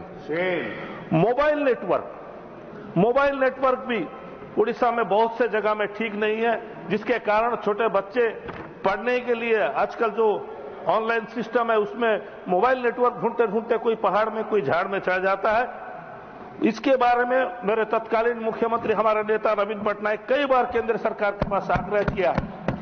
यहां तक कि एक राज्यसभा एमपी भी, जो उनका मेजोरिटी नहीं रहने के कारण भी हम लोग दिए थे राज्यसभा एमपी, जो कि मोबाइल नेटवर्क के मंत्री भी हैं और रेलवे मंत्री भी हैं। इसीलिए मैं आपके माध्यम से सरकार से आग्रह करूंगा कि हमारे उड़ीसा का जो रेलवे कनेक्टिविटी और मोबाइल कनेक्टिविटी को ठीक से बहाल किया जाए और प्रावधान किया जाए। बहुत बहुत धन्यवाद। Thank you.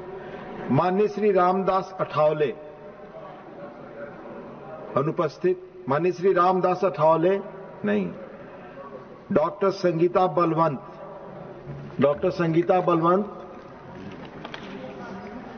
माननीय 10 मिनट। उपसभापति महोदय जी, आपने मुझे 2025-2026 के बजट पर बोलने का अवसर दिया, इसके लिए बहुत बहुत धन्यवाद। अपनी बात का प्रारंभ मैं अपनी स्वरचित पंक्तियों से करना चाहूंगी। आधी आबादी ने बजट पेश किया आधी आबादी का। आधी आबादी ने बजट पेश किया आधी आबादी का, साथ लिया जवान और किसान को, साथ लिया जवान और किसान को। आवाम देख रही है बजट में मुस्कुराते खिलखिलाते हिंदुस्तान को। आवाम देख रही है बजट में मुस्कुराते खिलखिलाते हिंदुस्तान को। माननीय सभापति महोदय जी, आज इस सदन में खड़ी होकर अत्यंत प्रसन्नता और गर्व के साथ मैं माननीय वित्त मंत्री श्रीमती निर्मला सीतारमण जी द्वारा प्रस्तुत 2025-26 केंद्रीय बजट की भूरी भूरी सराहना करती हूं। यह बजट भारत का 78वां बजट है। हमारी मोदी सरकार का यह 12वां बजट है और वित्त मंत्री के रूप में माननीय श्रीमती निर्मला सीतारमण जी ने इसे लगातार 8वीं बार प्रस्तुत किया है।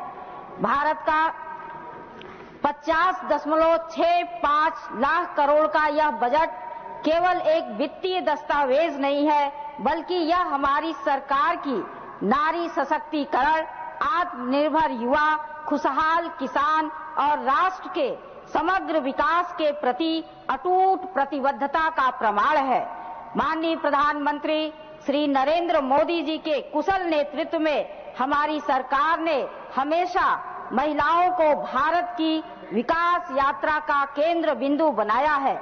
यह बजट इस विश्वास को और मजबूत करता है कि नारी का उद्धार स्वर्णिम युग का द्वार है। इस बजट में कई क्रांतिकारी योजनाएं शामिल की गई हैं जो महिला उद्यमिता को बढ़ावा देंगी, स्वास्थ्य और शिक्षा तक महिलाओं की पहुंच सुनिश्चित करेंगी और उन्हें आर्थिक रूप से आत्मनिर्भर बनाएंगी। माननीय उपसभापति महोदय जी, मैं यह कहना चाहती हूं कि सच्ची प्रगति की नींव आर्थिक सशक्तिकरण है। इस बजट में पहली बार उद्यम शुरू करने वाली महिलाओं को सशक्त बनाने के लिए अगले 5 वर्षों में 2 करोड़ रुपए तक के टर्म लोन की एक नई योजना शुरू की गई है। माननीय सभापति महोदय जी, एक महिला होने के नाते मैं यह कह सकती हूं कि महिलाओं के लिए जल की उपलब्धता उनके लिए सम्मान और सुरक्षा है।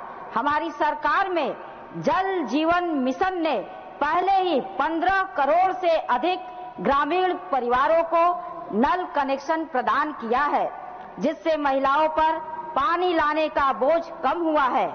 यह बजट योजना को 2028 तक विस्तारित करता है। मोदी सरकार ऐसी अनगिनत एवं विविध योजनाओं, देश हित हेतु लिए गए निर्णयों के कारण जनता में लोकप्रिय है। सरकार देश और जनता के बारे में क्या सोचती है और जनता सरकार के बारे में क्या सोचती है, इसको मैं अपनी पंक्तियों में कहूंगी। शीर्ष कदम हो, देश प्रथम हो। शीर्ष कदम हो, देश प्रथम हो, सबका हो उद्धार। देवतुल्य जनता हरदम चाहे मोदी सरकार। देवतुल्य जनता हरदम चाहे मोदी सरकार। माननीय सभापति महोदय जी, यह बजट हमारे सरकार की समावेशी विकास, महिला नेतृत्व वाली विकास और भारत के उत्थान के प्रति अडिग प्रतिबद्धता का प्रतिबिंब है। प्रधानमंत्री श्री नरेंद्र मोदी जी और वित्त मंत्री श्रीमती निर्मला सीतारमण जी के गतिशील नेतृत्व में हम सिर्फ महिला सशक्तिकरण की चर्चा नहीं कर रहे हैं, बल्कि इसे वास्तविकता में बदल रहे हैं।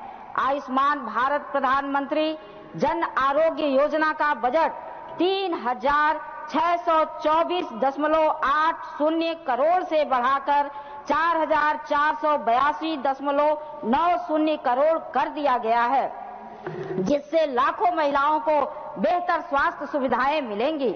माननीय उपसभापति महोदय जी, प्रधानमंत्री आवास योजना महिलाओं को घर के स्वामित्व में प्राथमिकता देती है। यह पहल इस बजट में भी जारी है, जो महिलाओं की आर्थिक सुरक्षा और पारिवारिक निर्णय लेने की शक्ति को मजबूत करती है। प्रधानमंत्री आवास योजना शहरी 2.0 का बजट 1500 करोड़ से 3500 करोड़ कर दिया गया है। प्रधानमंत्री आवास योजना ग्रामीण का बजट 32,500 करोड़ से 54,832 करोड़ कर दिया गया है। किसान क्रेडिट कार्डों से 7.7 करोड़ किसानों, मछुआरों और डेयरी किसानों को अल्पकालिक ऋणों की सुविधा मिलती है। किसानों के क्रेडिट कार्ड की लिमिट अब 3 लाख रुपए से बढ़ाकर 5 लाख कर दिया गया है। किसानों के लिए प्रधानमंत्री धन्य धान्य योजना चलाई जाएगी। योजना से देश के करीब 1.7 करोड़ किसानों को मदद मिलेगी। इसके तहत 100 ऐसे जिलों को कवर किया जाएगा जहां उत्पादन कम है। तुअर, उड़द, मसूर आदि दालों के लिए 6 साल का स्पेशल मिशन चलाया जाएगा। हमारी सरकार ने टैक्स की सीमा 7 लाख रुपए वार्षिक से बढ़ाकर 12 लाख वार्षिक कर दिया है। यह अभूतपूर्व एवं ऐतिहासिक है। सरकार का मकसद मिडिल क्लास परिवार के खर्च करने की क्षमता को बढ़ाना है। जब हर माह 1 लाख कमाने वाले व्यक्ति से सरकार कोई इनकम टैक्स नहीं लेगी तो उस व्यक्ति के पास ज्यादा पैसा बचेगा, और जब उसके पास ज्यादा पैसा होगा तो वह खर्च भी ज्यादा करेगा। इससे मिडिल क्लास परिवारों के खर्च करने की क्षमता बढ़ेगी और इससे देश की नई अर्थव्यवस्था में एक तेजी दिखाई देगी। माननीय उपसभापति महोदय जी, किराए से होने वाले आय पर टीडीएस की सीमा 2,40,000 रुपये से बढ़ाकर 6 लाख रुपया कर दिया गया है। अब किराए से होने वाली 6 लाख की आमदनी पर कोई टैक्स नहीं देना होगा। वरिष्ठ नागरिकों को ब्याज से होने वाली आय पर दुगनी छूट मिलेगी। छूट को 50,000 से बढ़ाकर 1 लाख कर दिया गया है। विकसित भारत के युग में युवा ही हमको लेकर जाएंगे, इसलिए हमारी सरकार ने सबसे ज्यादा ऐलान युवाओं को लेकर किया है। जब तक युवा तैयार नहीं होंगे तब तक भारत कभी विकसित नहीं बन पाएगा, सुपर पावर नहीं बन पाएगा। स्टार्टअप को बढ़ावा देने के लिए सरकार ने 10,000 करोड़ रुपए का नया फंड जारी की है, जिससे नौकरियों के नए अवसर खुलेंगे।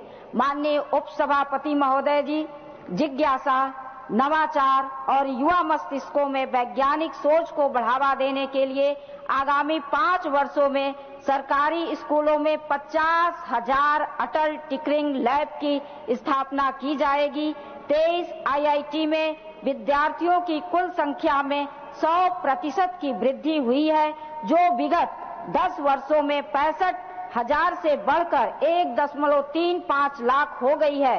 वर्ष 2014 के पश्चात शुरू की गई 5 आईआईटी में अतिरिक्त अवसंरचना का सृजन किया जाएगा, ताकि 6,500 विद्यार्थियों के लिए शिक्षा को सुविधाजनक बनाया जा सके। मोदी सरकार की, एनडीए सरकार की ऐसी तमाम योजनाओं को देखते हुए मेरी कलम ने लिखा, सबका साथ सबका विकास की तस्वीर खींच दिया। सबका साथ सबका विकास की तस्वीर खींच दिया। विकसित भारत की तकदीर खींच दिया। विरासत वाले देखते रह गए, विरासत वाले देखते रह गए। एक चाय वाले ने बड़ी लकीर खींच दिया, एक चाय वाले ने बड़ी लकीर खींच दिया। माननीय उपसभापति महोदय जी, यह आम बजट बेहद खास बजट है, नए कीर्तिमान स्थापित करने वाला बजट है। मैं इसकी भूरी भूरी पुनः प्रशंसा करती हूं और अंततः 2 पंक्तियों के साथ अपनी वाणी को विराम दूंगी। कहना चाहूंगी, मोदी सरकार को की नीतियों और उपलब्धियों को देखते हुए विपक्षियों का सिंहासन हिल गया। विपक्षियों का सिंहासन हिल गया, चहु ओर कमल ही कमल खिल गया। विपक्षियों का सिंहासन हिल गया, चहु ओर कमल ही कमल खिल गया। मोदी की ऐसी लाजवाब नीतियां, मोदी की ऐसी लाजवाब नीतियां, किसी का टूटा घमंड किसी को जीरो मिल गया, किसी का टूटा घमंड किसी को जीरो मिल गया। बहुत बहुत धन्यवाद। धन्यवाद। माननीय श्री राम जी, 5 मिनट। धन्यवाद मान्यवर कि आपने मुझे बजट 2025-26 की चर्चा पर बोलने का अवसर दिया, और साथ ही मैं आभार व्यक्त करता हूं अपनी पार्टी की मुखिया आदरणीय बहन कुमारी मायावती जी का भी। मान्यवर, देश में इस बजट से लगभग 70% लोगों को निराशा ही हाथ लगी। बजट का देश की जनता बेसब्री से इंतजार करती है कि बजट के बाद फाइनेंस मिनिस्ट्री तमाम तरह की रियायतें गरीब जनता को देने वाली होंगी। टीवी, फ्रिज, खाने वाली सामान, आवश्यक वस्तुएं, दाल, आटा, चावल, दूध, दही, बच्चों की किताबें, पेंसिल, पेन, कपड़ा, खाद, पेस्टिसाइड, बीज, ये सारी चीजें सस्ती होंगी, पेट्रोल सस्ता होगा। लेकिन जल्दी ही उनको निराशा हाथ लगी जब इस तरह की कोई भी रियायतें माननीय फाइनेंस मिनिस्टर जी गरीबों के लिए नहीं ला पाई। मानव, देश में लगभग 70 करोड़ लोग अलग अलग सेक्टरों में मजदूरी करते हैं। इनकी मजदूरी 200 रुपए से लेकर 300 रुपए तक होती है। और 300 रुपए में एक गरीब व्यक्ति क्या करेगा? इस देश में लंबे अरसे तक कांग्रेस ने भी राज किया और बीजेपी कर रही। इन लोगों ने कहा हम गरीबी खत्म करेंगे, लेकिन आज तक किसी भी सरकार ने गरीबी खत्म नहीं करी। और 300 रुपए आज भी मिलते हैं। 15 साल पहले भी मजदूर को 300 मिल रहे थे और आज भी मजदूर को 300 रुपए मिलते हैं, लेकिन महंगाई आसमान पर जाती है। मान्यवर 2011 socio economic and caste census के अनुसार 56% गरीब ग्रामीण परिवारों के पास कोई खेती के लिए जमीन उपलब्ध नहीं है। वो लोग सिर्फ खेतिहर मजदूर बन के अपने जीवन यापन करते हैं। मैं माननीय सरकार से कहना चाहूंगा आपके माध्यम से कि सरकार के पास लगभग 40 लाख हेक्टेयर जमीन खेती के वाली खाली पड़ी है। यह जमीन गरीबों और भूमिहीनों को 2-2 एकड़ सरकार अगर देती है तो कम से कम 1 करोड़ परिवार भारत के वो जो भूमिहीन लोग हैं वो लोग अपने पैरों पर खड़े हो सकते हैं। मैं आपके माध्यम से सरकार से ये मांग करता हूं। साथ ही आपके माध्यम से ये कहना चाहता हूं कि सरकार स्कूलों में जो मिड डे मील होता है उसमें बच्चों को पौष्टिक आहार नहीं मिलता, उस फंड को भी सरकार बढ़ाने का काम करे। साथ ही प्राइवेट स्कूलों में और फीस में, किताबों में प्राइस हाइक हो रहा है, बच्चों की फीस बढ़ाई जा रही है, कोई रेगुलेटरी बॉडी नहीं है। इस पर भी माननीय फाइनेंस मिनिस्टर ध्यान देने की जरूरत है। साथ ही मैं आपके माध्यम से सरकार से यह भी कहना चाहता हूं कि SC/ST का जो फंड होता है, SC/ST का जो फंड है, डेवलपमेंट उनके खर्चा होना है, उनके शिक्षा पे खर्चा होना है, उनके रोजगार पे खर्चा होना है, लेकिन तमाम सरकारें उस SC/ST फंड को डाइवर्ट करके अन्य मदों में खर्च करती हैं। इस पर माननीय फाइनेंस मिनिस्टर रोक लगाएं कि जो फंड जो मद में खर्च होना है उसी मद में वो खर्च किया जाए। साथ ही मैं आपके माध्यम से यह भी कहना चाहता हूं कि लंबे अरसे तक काफी दिनों से SC/ST के बच्चों को स्कॉलरशिप टाइम पे नहीं मिल रही और सरकारी स्कूलों के फीस स्ट्रक्चर की वजह से तमाम SC/ST के जो गरीब बच्चे हैं वो एडमिशन नहीं ले पा रहे। अभी कई जगह पे देखने को मिला, IITs में देखने को मिला कि गरीब बच्चे एडमिशन लेने में असमर्थ रहे। तो मैं आपके माध्यम से सरकार से कहना चाहता हूं कि SC/ST के जो बच्चे, जो गरीब लोग हैं, उनकी फीस को फ्री किया जाए और साथ ही जो उनका स्कॉलरशिप होता है वो भी सरकार टाइम पर उनको देने का काम करे। और इसके साथ ही मैं आपके माध्यम से कहना चाहता हूं कि बाबा साहब डॉक्टर अम्बेडकर ने इस देश के अंदर रोजगार और इस देश को आर्थिक शक्ति के रूप में बनाने के लिए तमाम दस्तावेज लिखे, तमाम तरह के रिसर्च भी दिए और तमाम तरह की किताबें भी लिखी। बाबा साहब डॉक्टर अम्बेडकर ने अपने वॉल्यूम नंबर 3 में ये लिखा हुआ है कि इस देश के अंदर जो कृषि क्षेत्र है वो सरकार के अधीन रहना चाहिए और उसके साथ ही ये भी कहा कि बीमा क्षेत्र भी राष्ट्रीयकृत होना चाहिए।